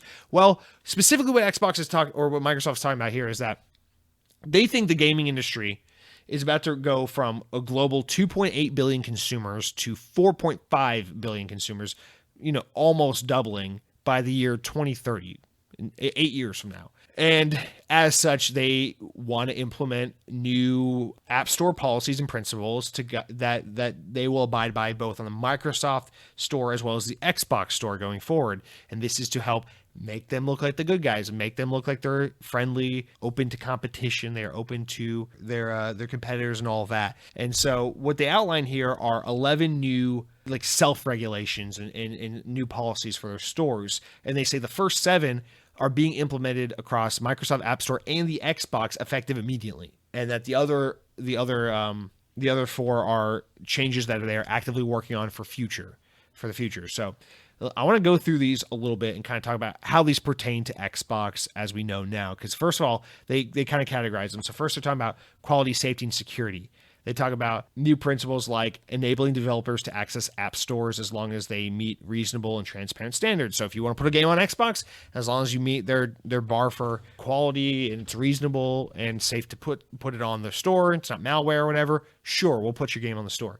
They want to continue to protect consumers and games who use the App Store by ensuring that developers meet standards for security to keep the consumer safe. They want to continue to respect the privacy of the consumer themselves in the App Store by giving control of managing how their data is used. Now, a lot of these might sound like things that are already in place and set in stone, and they are.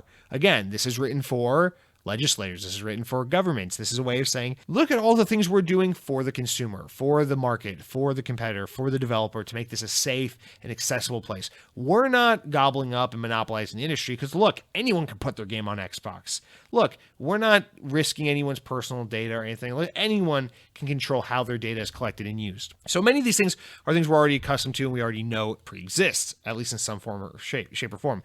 But it gets more interesting as we move into it. They also talk about accountability. They holding their apps to the same standards as other apps, not showing favoritism where they over promote their products over a competitor's products. So for example, Destiny is going to be a PlayStation or a Sony owned product, not pushing Destiny down to where it's hard to find in the store because Sony makes money off of that, and promoting Elder Scrolls 6 because Microsoft makes money off of that in competition. They're saying how they won't do things like that. They'll be fair. Again, this is what my concern was the other week. This self-regulatory bullshit. It's like, okay, who's going to hold them accountable for this? They're just saying they're going to play nice. But anyway, fairness and transparency. We will treat all apps equally on our App Store without unreasonable preferencing or ranking our apps or our business partners' apps over others. We will be transparent about rules and promotions and marketing in our apps and apply these consistently and objectively. All right, and here's where they get to the new ones that might sound a little different. 8, we will not require developers in our App Store to use our payment system to process in-app payments. So think about buying V-Bucks in Fortnite on Xbox. Xbox doesn't necessarily need to get a rip of that. They don't necessarily need to use their in-store payment process. They can use basically what they're saying, I think, in some ways that like Epic could redirect you outside of the Xbox ecosystem into like a web browser to buy V-Bucks so that they don't have to give Microsoft a rip of in-app purchases, hypothetically. The reason why I use Fortnite as the example is because this is kind of in direct response to the Apple and Epic lawsuit that happened last year. And again, they're trying to address those kinds of concerns that are on the minds of government officials and legislators right now by saying like, we know what your concerns are when it comes to quote unquote tech and quote unquote gaming. We're addressing all those concerns. It's because they're saying, we know you guys, you're not techies, you're not gamers, you don't know this shit. You just know big tech bad and games industry has issues. So we're just going to alleviate any concerns you might have by addressing those issues you're already familiar with. And by putting your mind at ease and saying those things you already know about with this industry you don't care about, we'll tell you why, we're addressing that. So pretty interesting. You can see exactly what they're targeting and exactly why they're targeting it. And then their last few here, they say, we will not require developers in our app store to provide more favorable terms in our app store over other app stores. We will not disadvantage developers if they choose to use payment processing systems other than ours if they differ from the terms and conditions. So as long as they don't break terms and conditions, they can use other app stores or other means of using payment processing so they don't have to, give Microsoft money. Very, very developer friendly, very libertarian, laissez-faire kind of capitalist approach. And then finally, we will not prevent developers from communicating directly with their consumers through their apps for legitimate business purposes, such as pricing terms and products and services and offerings. So again, it's like, as long as you meet our standards for, not being spam and being a decent quality application, we'll let you put your game on our store and then monetize it as you see fit. We're being very fair. We're not going to hide Destiny and promote Call of Duty because we don't like one and we do like the other. And this is some really, really important stuff. So they're talking about basically saying, we're not taking games away from PlayStation. We're not taking content away from gamers on other platforms and we're not propping up our content as we acquire more and more. We're not going to say, well, we're going to promote all the Blizzard and Activision and Bethesda and Xbox games and then kind of push down the MLB The Show and Bungie's Destiny, because that would be unfair on your app store because you own too much of the market and you're pushing your products and hiding others. And they're saying we're not going to play that game. So clearly this whole thing is about appealing to regulators, appealing to government officials. And so here's the so what, right? It's like, okay, we've established that. So what's the so what? I think Xbox and Microsoft are going to get away with this with absolute ease. I think this is going to be another one of those, like, lawmakers are going to eat out of the palm of their hands. Maybe the EU will give them a little bit of pushback because the EU seems to be the one that has the most knowledge and concern on these things generally. And the American politicians are usually just like, I don't fucking know. What is this, BlackBerry or something? And I think all in all, this deal is going to go through basically in best case scenario for Microsoft, and they're going to be able to do whatever the fuck they want because corporations are corrupt and they work with the government and they're in the pockets and they get to make all the rules and everything's unfair. But more importantly, because this isn't really a corrupt system, they're just fucking buying Activision. Who cares? I think this deal is going to go through without a hitch. And more importantly, it paints a picture for Microsoft where they now have the time to sit back and think of, okay, we bought Activision. We don't really have to worry about regulation too much because everything's kind of on autopilot for us. Now we have the time to sit back and figure out why the fuck did we buy Activision and what are we doing with them? And I think that's kind of what this is about now, is clearing the path so they can figure out how to properly market and strategize with this thing they just bought, instead of focus on whether or not it's going to go through, whether or not it's going to get approved, whether or not they're going to face, any pushback. And to me, that's what this whole thing is about. But a little bit of a duller story with some really important news that, if I'm just being honest, this isn't really my strong suit. So I'm trying to talk about it to the best of my ability, but bear with me because it is not really my forte. Now we'll move into the rest of the regular stories, which I think you will find them to be a little more in line with our regular run of news, our regular commentary here on the Xbox On podcast featuring Al Gore. So this story kind of broke my heart a little bit, this next one, because Platinum Games is talking about being interested in working on Scalebound again. So, in fact, they're even talking about opening discussion with Phil Spencer if he'd be interested in doing so. So the action RPG famously was originally planned on Xbox as an exclusive back in 2017, but the game got canceled. And then recently, actually just a few months ago, we got from a Japanese interview with IGN Japan that Platinum's president Atsushi Inaba, the vice president Hideki Kamiya were asked if they'd like to revisit the game, and for the first time they expressed serious interest in opening conversations with Microsoft. Kamiya said that he's always wanted to do Scalebound, so they'd love to have a proper discussion with Microsoft. Kamiya, who was the director of Scalebound, also added, quote, "We did a lot of work on the game, and it's no use to Microsoft keeping that game in its current form, so we'd like to do something about it. Phil, let's do it together." Both Xbox and Platinum Games have previously given explanation of what happened with Scalebound, but in recent months, Kamiya has moved to taking sole responsibility for the project's eventual cancellation. In a video on the Cutscenes YouTube channel published in November, it was explained how Scalebound came to be the way it was eventually scrapped. Quote, "I loved Fantasy World since I was a child. I always wanted to make something around that theme. This is how I thought of a world revolving around a young man fighting together with a dragon. However, it was a big challenge for Platinum Games. We were working in an environment we weren't used to. We were developing an Unreal Engine, which we lacked the necessary know-how to build a game in based on the online features. The hurdles we had to overcome were very big. We weren't experienced enough, and we couldn't get over the wall, leading to what happened in the end. I'm sorry to the players who looked forward to it, and moreover, I'm sorry to Microsoft who placed all their trust in us as a business partner. I want to apologize as both a creator and a member of Platinum Games." End quote. In 2019, Inaba told VGC in an interview that it wasn't easy to watch the publisher Microsoft receive the brunt of the ire following the cancellation news. "Both sides failed," Inaba said, "and ultimately the game didn't do all the things that we needed it to do as a developer."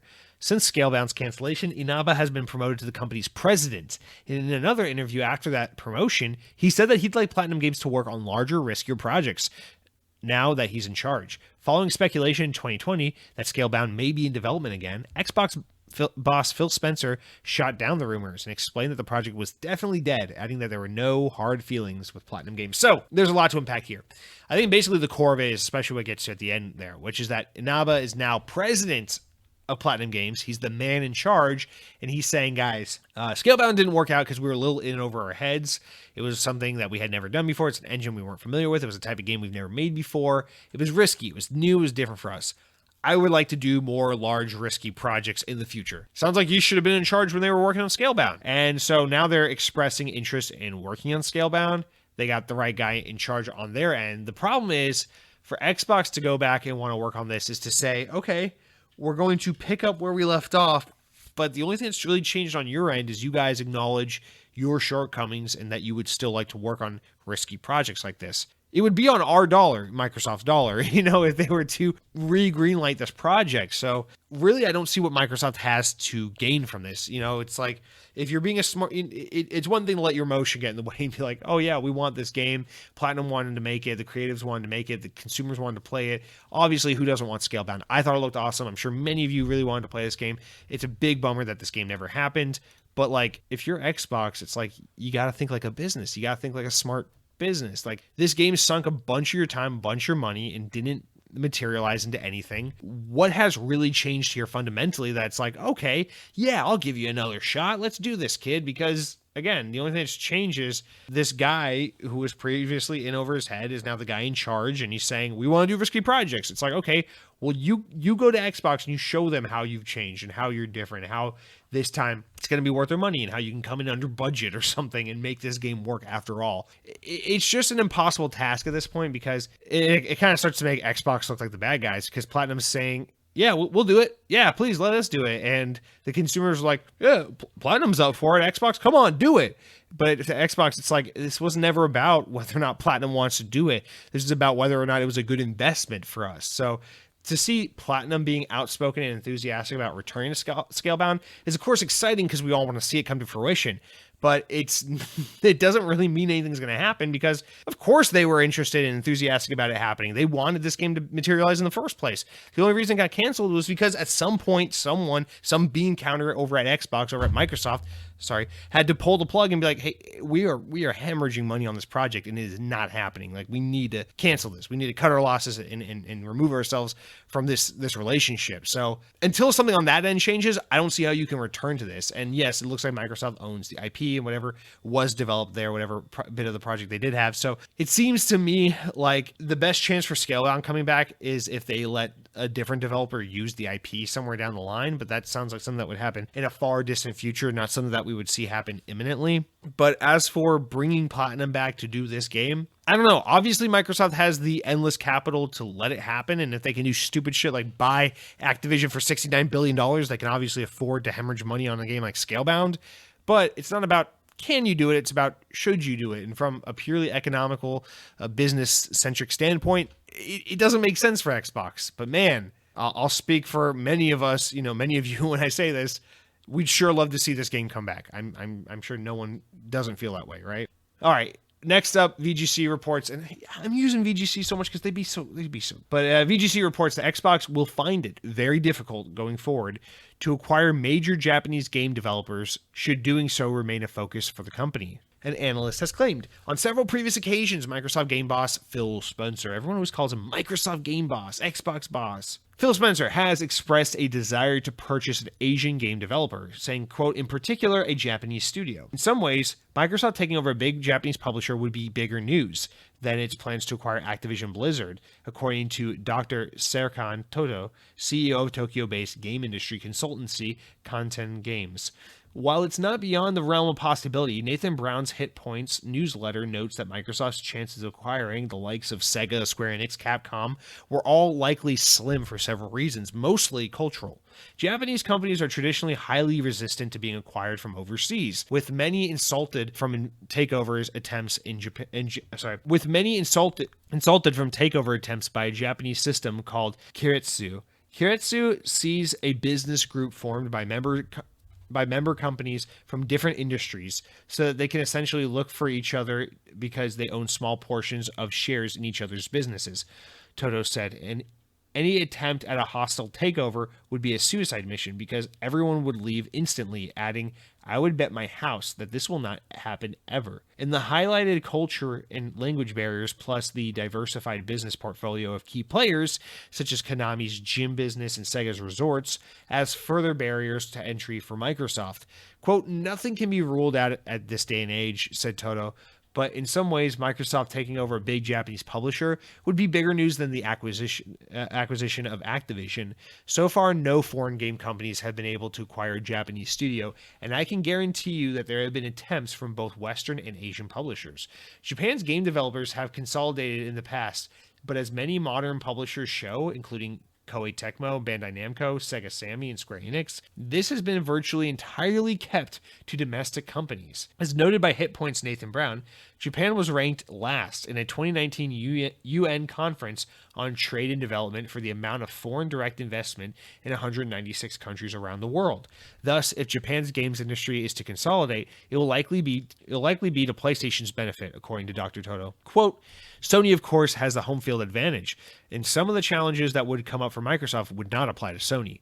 It doesn't have to be one of the publicly traded powerhouses, but I believe Sony is at least considered making a move in Japan soon. There's a lot we can dig into this story. I had to just read that entire story because, first of all, it's all relevant and pertinent information, and it's very interesting shit. And I love the way they get into Sony because I think there's a lot to say there. Now, here's the things. These video game analysts are usually pretty smart people. They know to work for a analyst consultancy firm, you have to be very in the know. You have to have many connections, many tendrils in the industry, and know people and companies and trends and history to be able to pull these things together. These are not ideas that are pulling out of people's assholes. These are pretty highly educated determinations and inferences based on connections and history and reliable information. So I think that's the first thing to kind of preface with before we jump into this. But this kind of makes perfect sense when you think about it, because you think about all the times Phil Spencer's ever said, yeah, we really want to get stronger foothold in Japan. We really want to get a stronger foothold in Asia in general. And then they're like, bought Bethesda, one of the most Western RPG studios of all time. Bought Activision, the guys behind like the most Western game of all fucking time. Motherfucking USA, Bruja, Call of Duty, shoot him in the face, go back home in your Ford F-150 and slap your bitch on the ass cheeks. Like, there's nothing less Japanese in this world more than Call of Duty. And Microsoft's over here like, we really want to get some of that Japanese market. So we're going to go ignore Sega, ignore Capcom, ignore Konami, and buy Activision.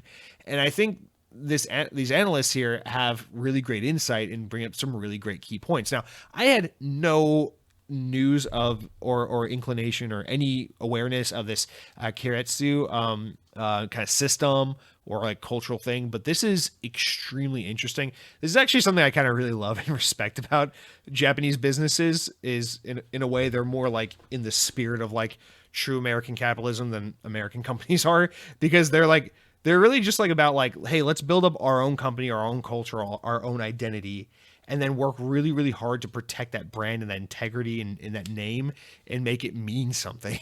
And they're like, so we don't want to just consolidate and combine and add and be bought out for the sake of money, growth. We want to really be deliberate in any kind of business venture we become a part of. Whereas American companies are just like, fuck it. We know we're known for like Snow White and Mickey Mouse, but god damn it, we're gonna buy 20th Century Fox so we can finally put Home Alone on Disney Plus. Fuck you, you dumb idiot. You're gonna subscribe anyway. And this is something I actually really appreciate and respect about Japanese companies. But it actually serves as a great as a great example of how we can understand the challenge that Xbox is up against, because we see that Xbox has a fantastic relationship with Sega. They always have. We see that Xbox has a really keen interest on getting more of a foothold in that Japanese market in particular. We know they want China. We know they want Korea, but they can't get Japan. China is easy. All you got to do to get China is let them fucking invest in you. They got all the money in the world. They just want to be everywhere. That's fine. Korea's easier than Japan because Korea is just like, in Korea, it seems like usually the winning tactic, at least historically for gaming companies, has been like, get really popular games as a service or multiplayer games, esport titles, games that have like legs, like League of Legends, Counter-Strike, any of these kinds of games. This shit's huge in Korea. And that's easy for Microsoft because Microsoft's really big into multiplayer content. So you add xCloud, you add Game Pass, and then they're already really strong multiplayer offering. Xbox is kind of perfect for the Korean market. But then you look at Japan, and it's like Japan is this, in a way, kind of a pesky market for Xbox because they've never been able to get in there. They've never been able to make a serious dent. And actually right now with the Series S, they're doing the best they've ever done in Japan, and it's still really bad, all things considered. So this is obviously a huge hurdle for Microsoft. We've seen them get occasional support from Japanese developers, like Scarlet Nexus was marketed on Xbox even though it came to PlayStation 4. Obviously Sega has done a lot of exclusive work with Xbox. We used to see like Shenmue was on the OG Xbox. Phantasy Star Online 2 is exclusive to Xbox here in the West. So like we see this stuff, like Blaze Blue on the Xbox 360 back in the day. Tales of, what was the one that was on 360? Tales of was it Valencia? Is that what it's called? So like we've seen examples, but Xbox has never been able to be like, boom, Japan, here's why you need our console. They never had Monster Hunter. They never had Pokemon. They never had Persona or anything like that. These games, it's like, oh, that's how you get the Japanese market. And it seems like it's culturally impossible. Now, this story should remind many of you of the now very, very famous story of back in the day when Xbox was in its infancy and a bunch of guys from Microsoft reached out to Nintendo and said, hey, we're Microsoft, we're rich as dirt, can we buy you? And Nintendo famously took these guys from Microsoft, flew them out to Kyoto and sat them in a meeting room, laughed at them, pushed them out of the office, sent them back to America. And like that's kind of like what we're up against in a cultural way, which is that, think about it, it does make sense. Microsoft is a very American company, very, very, very American company, huge language and cultural barrier there. Microsoft has almost exclusively the most Western games and Western teams you can think about.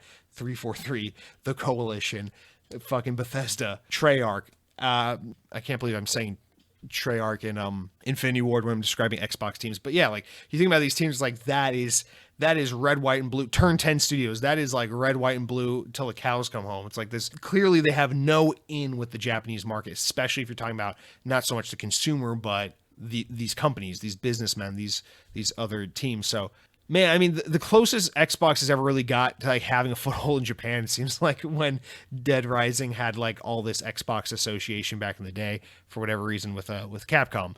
But I don't know. I don't know how Xbox overcomes this because we've seen how this works in America. Xbox says we need games. Xbox goes into their wallet, pulls out $1 trillion bill, slaps it in some American businessman's face, and they go, oh my God, money. I could probably buy an Epstein Island, become a terrible fucking person like Bobby Kotick with this money.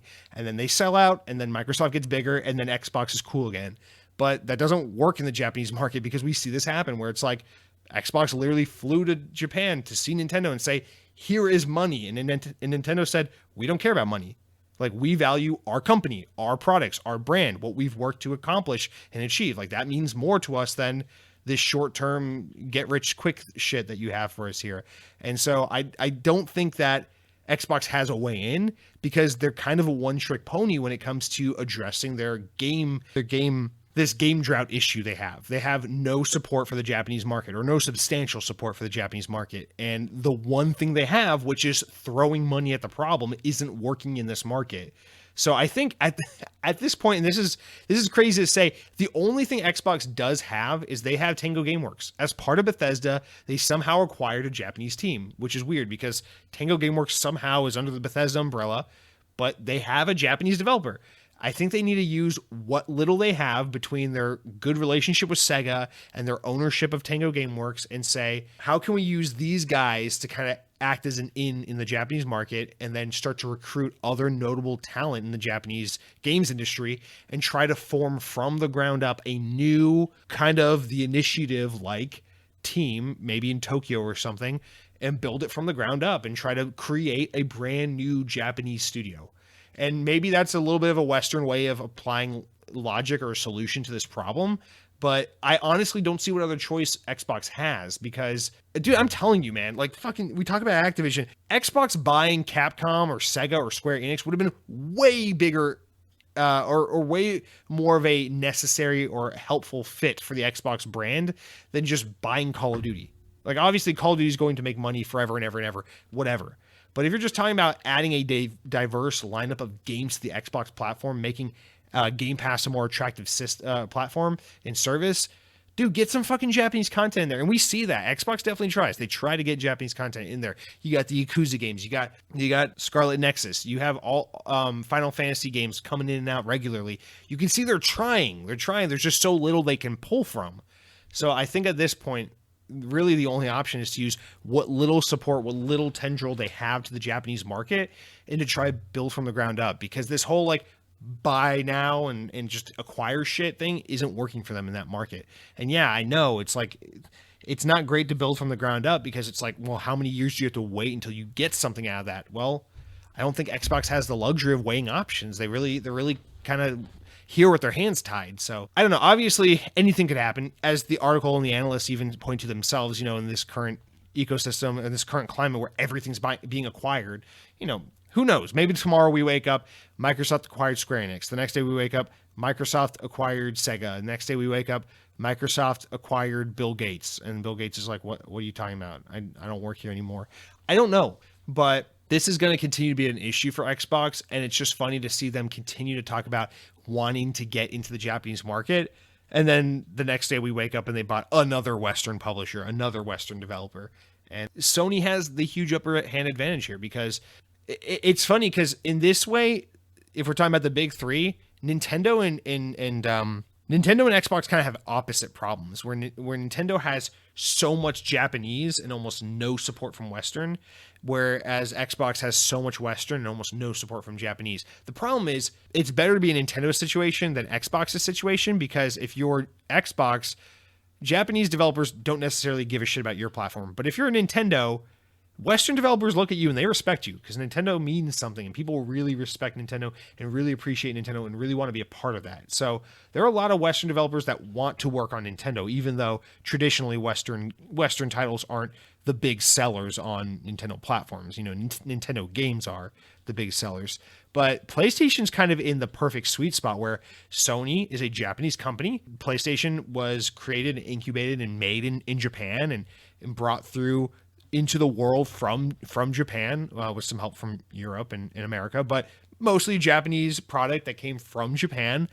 But as we've seen PlayStation evolve over the years, especially as we get into the PlayStation 3 and 4 generation, you've seen how Sony of America has really completely taken over the brand and taken control of the product from Sony of Japan, where PlayStation operates as a very Western company because all of their core teams and development talent are in like West Coast United States for the most part, and their headquarters of Sony of America is in the West Coast United States. So California predominantly is where we get all the Sony that we know as like premier PlayStation, but PlayStation is still at its core a Japanese team. So it gives them the best of both worlds where they have the in with Japan. That's why you get the exclusive Final Fantasy games. You get the exclusive Final Fantasy VII Remake, and you get like Persona games. Even though Sega has a great relationship with Xbox, when it comes to Atlus products, PlayStation gets all that. You still see things like, you know, Monster Hunter before it ever came to like modern consoles. You saw it on the PSP and shit back in the day before it went super hardcore into the Nintendo space, because PlayStation was the home of JRPGs. PlayStation's a very Japanese console. And so now they get to be the home of the best Western games with God of War and Spider-Man and Uncharted, but they also get to have all the respect and partnership with the Japanese market. That is a huge upper hand advantage Sony has over both Nintendo and Xbox, and I really don't know how you overcome that. So again, I think the only really option for them at this point is for Xbox to try and incubate in Japan and build something from the ground up, the way Sony had to do all those years ago, when at some point, you know, PlayStation and all that shit had to be a brand built from the ground up for the Japanese market and for the Western market. So I don't know, man. It's really interesting to think about, but I'm sure Microsoft will just fucking buy Ubisoft or something instead, whatever. Anyway, next up, let's get to our penultimate story of the week here, where Satya Nadella, and this is not a huge one because the first story we talked about, I think this is going to kind of play into, I guess, what we were talking about earlier. But Satya Nadella, CEO of Microsoft, has said that the company's planned acquisition of Activision Blizzard is motivated by its desire to build the next internet, quote, the next internet. That's the buzz key phrase of this story, of this article. Ooh. Xbox's parent company revealed last month that it intends to acquire Activision Blizzard for $68.7 billion, as we all know. It was announced that the company said the move, which will give it ownership of franchises like Call of Duty and Overwatch and Crash Bandicoot, will accelerate the growth of Microsoft's gaming business across mobile, PC, console, cloud, and will provide building blocks for the metaverse. Here's where we get to the part I don't like. All right, while there's no universally accepted definition, the metaverse is a network of 3D virtual spaces where users can socialize, play, and work, and some envision it as a successor to the mobile internet. In its first interview with since the Activision deal was announced, Satya Nadella discussed Microsoft's vision for the metaverse. Quote, "Metaverse is essentially about creating games," he told Financial Times. "It's about being able to put people in places, things, and physics engines and having all the people, places, and things and physics engines relate to one another. You and I will be sitting in a conference room at a table with either our avatars or our holograms or even 2D surfaces with surrounding audio. Guess what? The place where we have been doing this forever is gaming. And so that way we will even approach the system side of where we're going to build for the metaverse, and where it will essentially democratize the game building and bring it to anybody who wants to build any space or have any essentially people, places, things digitized in relating to each other with their body presence." During Microsoft's Ignite 2021 press conference in November, Nadella described franchises like Halo, Minecraft, and Flight Simulator as their own metaverses. In some sense, they are 2D today, but the question is, can you now take it into a full 3D world? And we absolutely plan to do this, he told the FT. "To me, just being great at gaming building gives us permission to build the next platform, which is essentially the next internet. The embodied presence. Today I play a game, but I'm not in the game. Now we can start dreaming through the metaverse. I can literally be in a game just like I can be in a conference room with you all in a meeting.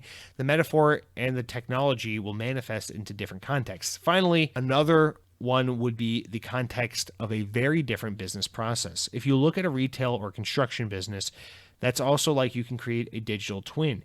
You have a factory and you're trying to visualize how to simulate its operation. That's also a game playing exercise, except you're not playing a game. You're trying to simulate how the factory functions. So if you'll remember, that's actually exactly the example I was giving when we were talking about metaverse a few months back, where it's like, imagine yourself in a VR with a VR headset on and you're at a mechanic shop, right? Let's say your car's in the shop and the mechanic shop is 20 miles away from your home and the mechanic reaches out to you, but it's not like a phone call. It's like in the metaverse, right? Whatever. You go in the metaverse, you're like, I want to check on the status of my car. So you put on your headset, whatever. You go in, you click on Joe's Auto Body Shop, whatever, in this metaverse. And you're like, hey, Jesse, I'm here to check on the status of my 1987 Volkswagen Beetle. What's going on here? And they're like, oh, well, it looks like a squirrel jumped in under the hood and ate your radiator and your exhaust hose and your timing belt and your Lightning McQueen horn sound. So we need to go in there and replace it. But, if you're on the phone, you're like, I don't know what any of that means. I'm stupid. But if you're in the metaverse, it's like, imagine you have your headset on and it's like you're actually at Joe's auto body shop and you're seeing a representation, a model of your car, and he pulls up the hood and you're looking in the hood and he's pointing to the things that are wrong and broken. And obviously, maybe this is a bad example if you're talking about, my car's in the shop. What's wrong with it? You probably wouldn't need to do that. But let's say you are a student learning about, you're in a automotive mechanic program at a school, at an institution, and you're learning about mechanics and stuff. And your instructor is pulling up the hood of this Volkswagen and showing you all the parts and what the issue is and where the parts go and what's connected to what. And it's like a visual hands-on learning experience. That's the point of the metaverse, is it's like, well, how do you build these spaces? It's video games. How do you build any kind of virtual space? It's video games. You take an engine like Unreal Engine or whatever, and you fucking make a video game. And normally you pick up an Xbox controller or a Switch controller or whatever, and you play the game and you roll the credits and you shoot the bad guy in the head and you win the game, whatever. In the metaverse, you use the same development tools as if you're making a game, but it doesn't have to be a video game. It can be a meeting space, a boardroom, whatever. And this is, I don't know if metaverse is going to be a thing that just pops and bursts and goes away in a few years, who knows? But this is how I was trying to describe metaverse a few months ago. And this is why I think Microsoft has the clearest vision or marketing for what metaverse is and why they're best suited to take this shit head on, because they are the premier tech company when it comes to productivity in the workspace and in industry like that. And they are also, oddly enough, coincidentally enough, very heavily invested in the games industry. And you need the know-how and the ability and the design capability of gaming to apply to the workplace, which is like two of Microsoft's really big strong suits. We see companies like Facebook also really trying hard to get into metaverse. Well, one thing they have down pat is the social aspect. Obviously, with Instagram and Facebook, they are some of the top dogs when it comes to social spaces, which is also really important for metaverse. But why was Facebook's foray into this about video games? Because they needed VR technology and all this shit to get into the metaverse thing that they wanted to do. And so buying Oculus, getting into gaming, getting into VR, that was kind of their in. That's why they bought Oculus. That's why Oculus exists. That's why Oculus Quest is such a low barrier to entry kind of product, is because they want people to buy it and understand it and use it and get addicted to it, and for it to become a part of their lives. And so we see this come up a couple times now since the Activision acquisition, where it's said that a lot of this is about the metaverse. So we see Sony saying how Bungie wasn't about gaming. It was actually about Sony Pictures. It's about movies and TV, and about having talent be able to teach our company things that, we don't know, how to help us improve our shortcomings. Well, this is kind of Xbox's equivalent excuse for why they bought Activision. We didn't buy Activision because we just want Call of Duty and make money off video games. We bought it because the metaverse, because we want that talent. We want that games industry talent. And I think that's probably where the premium is right now on why the cost of getting talent and getting studios and getting game developers is so expensive and worth so much right now, is because as we see this, obviously the metaverse isn't a thing until it actually manifests and becomes, right? But it could happen. It could not happen. When you're as rich as Microsoft or Amazon or Apple, you can afford to fucking throw money around and try to make this happen. The thing is, we're on the next frontier. We did the computer, the desktop, the personal computer, the laptop. Then we did the phone. And now a lot of companies are looking at this metaverse, which is just a buzz term to explain this vague concept of what these companies are going after. We're seeing a lot of these companies treat this as potentially the next frontier for how we engage and interact and interface with the digital space, right? So that's all this is. And it's interesting to hear this because obviously our focus on this Activision deal is going to continue to be centered around Xbox and Game Pass and video games. But if you're talking about Microsoft, the company that fronted the $69 billion, they're talking about metaverse. They're talking about workspaces. They're talking about new ways to interact in a virtual space with work, with play, with productivity, with life, with day-to-day. And they're related yet seriously unrelated. And it's a thing we got to consider here, which is just that a lot of this talent's being bought up, a lot of these studios are being bought up, a lot of the industry is consolidating, but not all for the same reasons and not all for the sake of trying to be the top dog in the game space. And you don't have to believe this response from Satya Nadella. You could say, bullshit, you're just trying to consolidate the games industry because you want to have a bigger piece of the pie so you can grow Game Pass. Yeah, that's probably partially true. But I mean, this metaverse shit, as annoying as it is to most of us, it's a thing. We have to deal with it. It's here. It's now. It's a thing that people are going to be talking about and going to be pursuing for years to come. Whether it pans out into anything substantial or not has yet to be seen. But at least for the time being, this is something we have to deal with seeing in the news. This is something we have to deal with people trying to shove down our throats. Maybe it's like the next iPhone. We all get excited about it and we actually care. Or maybe it's just another thing that comes and goes and it's really fucking annoying. So let's wrap up with, I don't have too much to say about this, but I thought this is pretty indirectly related to Xbox, which is that PlayStation this week finally revealed the release date for Ghostwire Tokyo. The game's coming out March 25th, which is kind of like, ooh, what? We barely seen or heard anything about this game, and now it's just here. It's coming. Okay. The PlayStation YouTube channel aired late last week, a Ghostwire Tokyo official showcase that was like a 20-minute video, showed a lot of like developer behind the scenes, like making of kind of stuff, and a lot of like deep dive gameplay footage explaining what the game is and the mechanics and everything. I will say I skimmed through this video. I didn't want to watch too much of it because I just don't like watching extensive gameplay videos of things I definitely plan on playing. But I gotta be honest, couple things. The fact that this game, we've barely heard anything about it. It's been delayed. We haven't seen much gameplay. And Sony doesn't seem to be very excited about it. It just seems like this thing where Sony wants to get rid of it because now that Xbox owns Bethesda, there's some stink on these games and they don't really care about this. And Xbox seems to just want to get it out so they can get it over to Game Pass and over to Xbox now that it's their studio and they want to free them up from having to work on a PlayStation exclusive game. There's a lot of like that going on where it's like, is this game broken? Is this game bad? Is this game just not getting the proper attention it needs? Like, what's going on with this game? It's concerning. But then we saw the gameplay, and I gotta be honest, this game looks freaking awesome. This game looks really freaking cool. A little bit horror, a little bit Tokyo, kind of actiony, crazy game where you get to use like elements and powers to just like knock the shit out of stuff and fight demons and crap. And it looks very frenetic and frantic and fun and crazy and stylistic, and the world looks awesome. This game looks seriously cool. And I gotta be honest, as much as I didn't give a shit about Deathloop, it's a game that I will play when it comes to Xbox because I want to give it a try, but I have no real interest in it. Ghostwire Tokyo is a game that I'm seriously jealous that I had to wait a whole year for it to come to Xbox, especially considering Xbox owns the team that's making this game.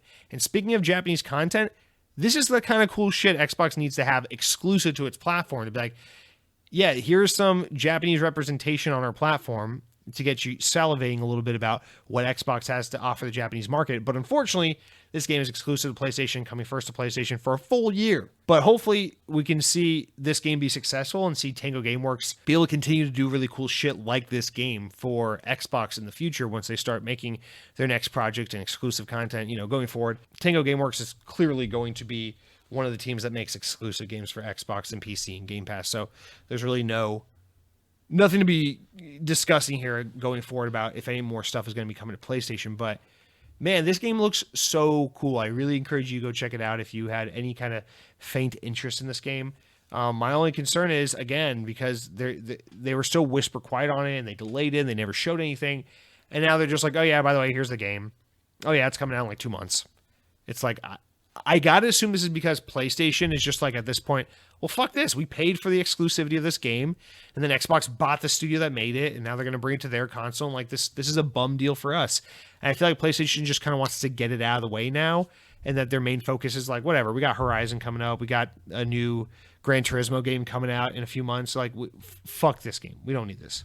That's got to be my assumption, but I really hope this isn't a sign of like, this game is a promising concept, but it's a really broken game. I hope this is like, we're just bitter about this acquisition and therefore we're not going to promote this game, but it's a really fucking cool game. You guys are going to love it.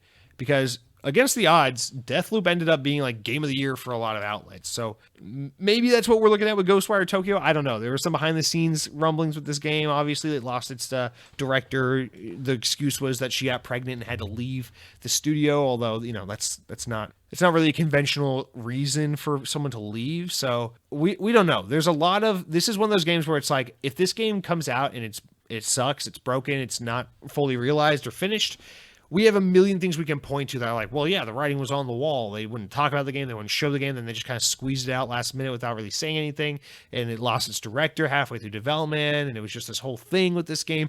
A million things we can point to. But if this game comes out and it's fucking awesome, then it's also the story of like, well, yeah, PlayStation didn't want to promote this fucking game because Xbox basically bought it in the middle of development when it was going to be a PlayStation exclusive, and they probably just don't want to promote this competitor's game anymore. It just really doesn't serve them any purpose.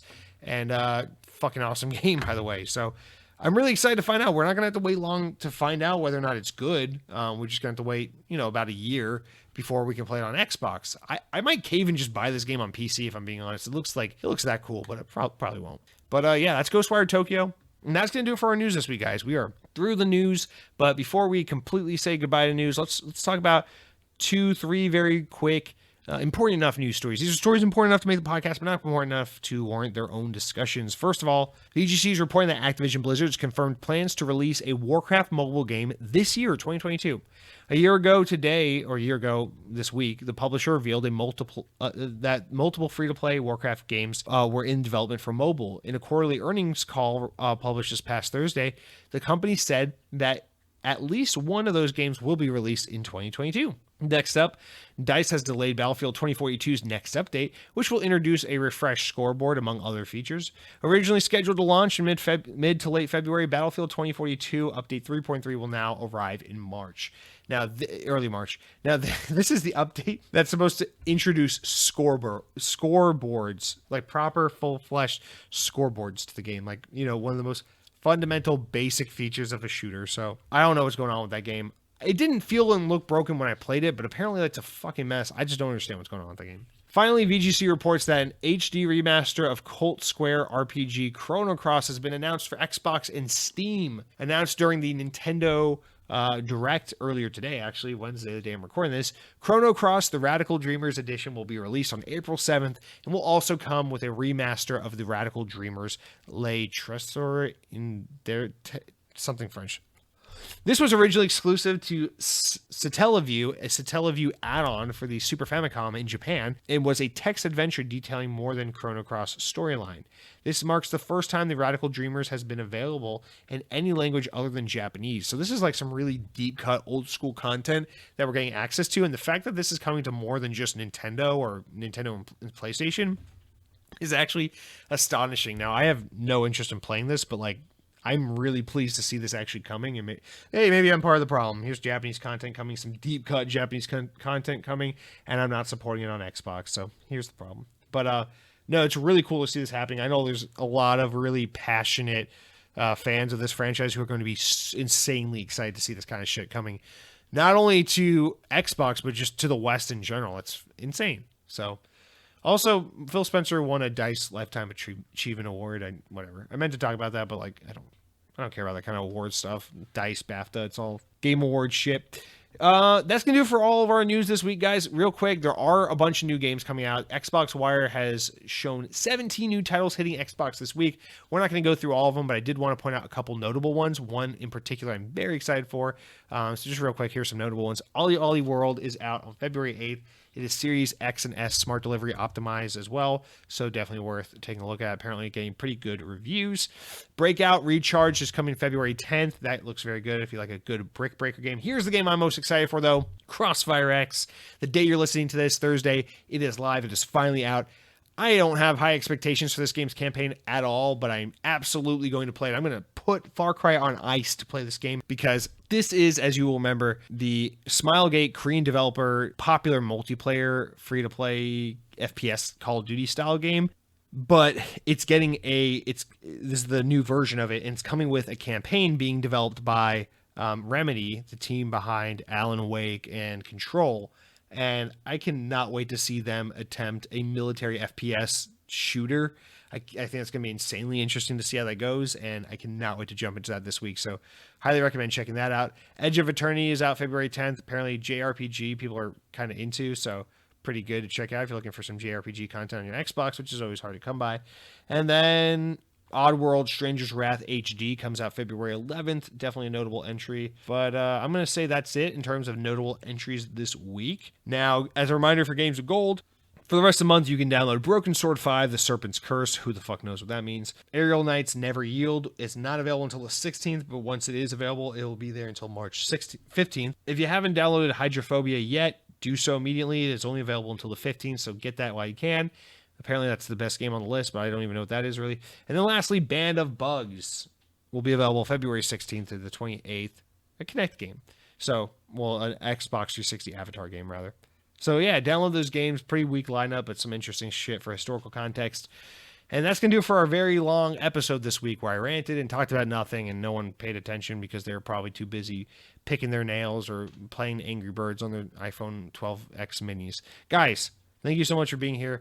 Remember, please do follow me on social, Twitter at Jesse DeRosa. Follow the Xbox On podcast. Leave a 5-star review on iTunes and on Spotify. And subscribe to the podcast on YouTube at youtube.com/Xbox On podcast. And then finally, I do have another YouTube channel where I'm making original videos. They're funny, they're silly, we're just having a good time. youtube.com/Lightning McStream, the same as my Twitch name. And it's a lot of fun. We're getting about 2 videos a month, weird little videos getting between like 50 and 100 views, really nothing special, but I'm putting a lot of work into them. They're a lot of fun making, and those of you that do check it out seem to have a nice little lull with these 5-minute YouTube poops essentially. And it's always a good time. So be sure to check that out, guys. And until next week, stay safe, eat some delicious food, play some fun games, and power your dreams.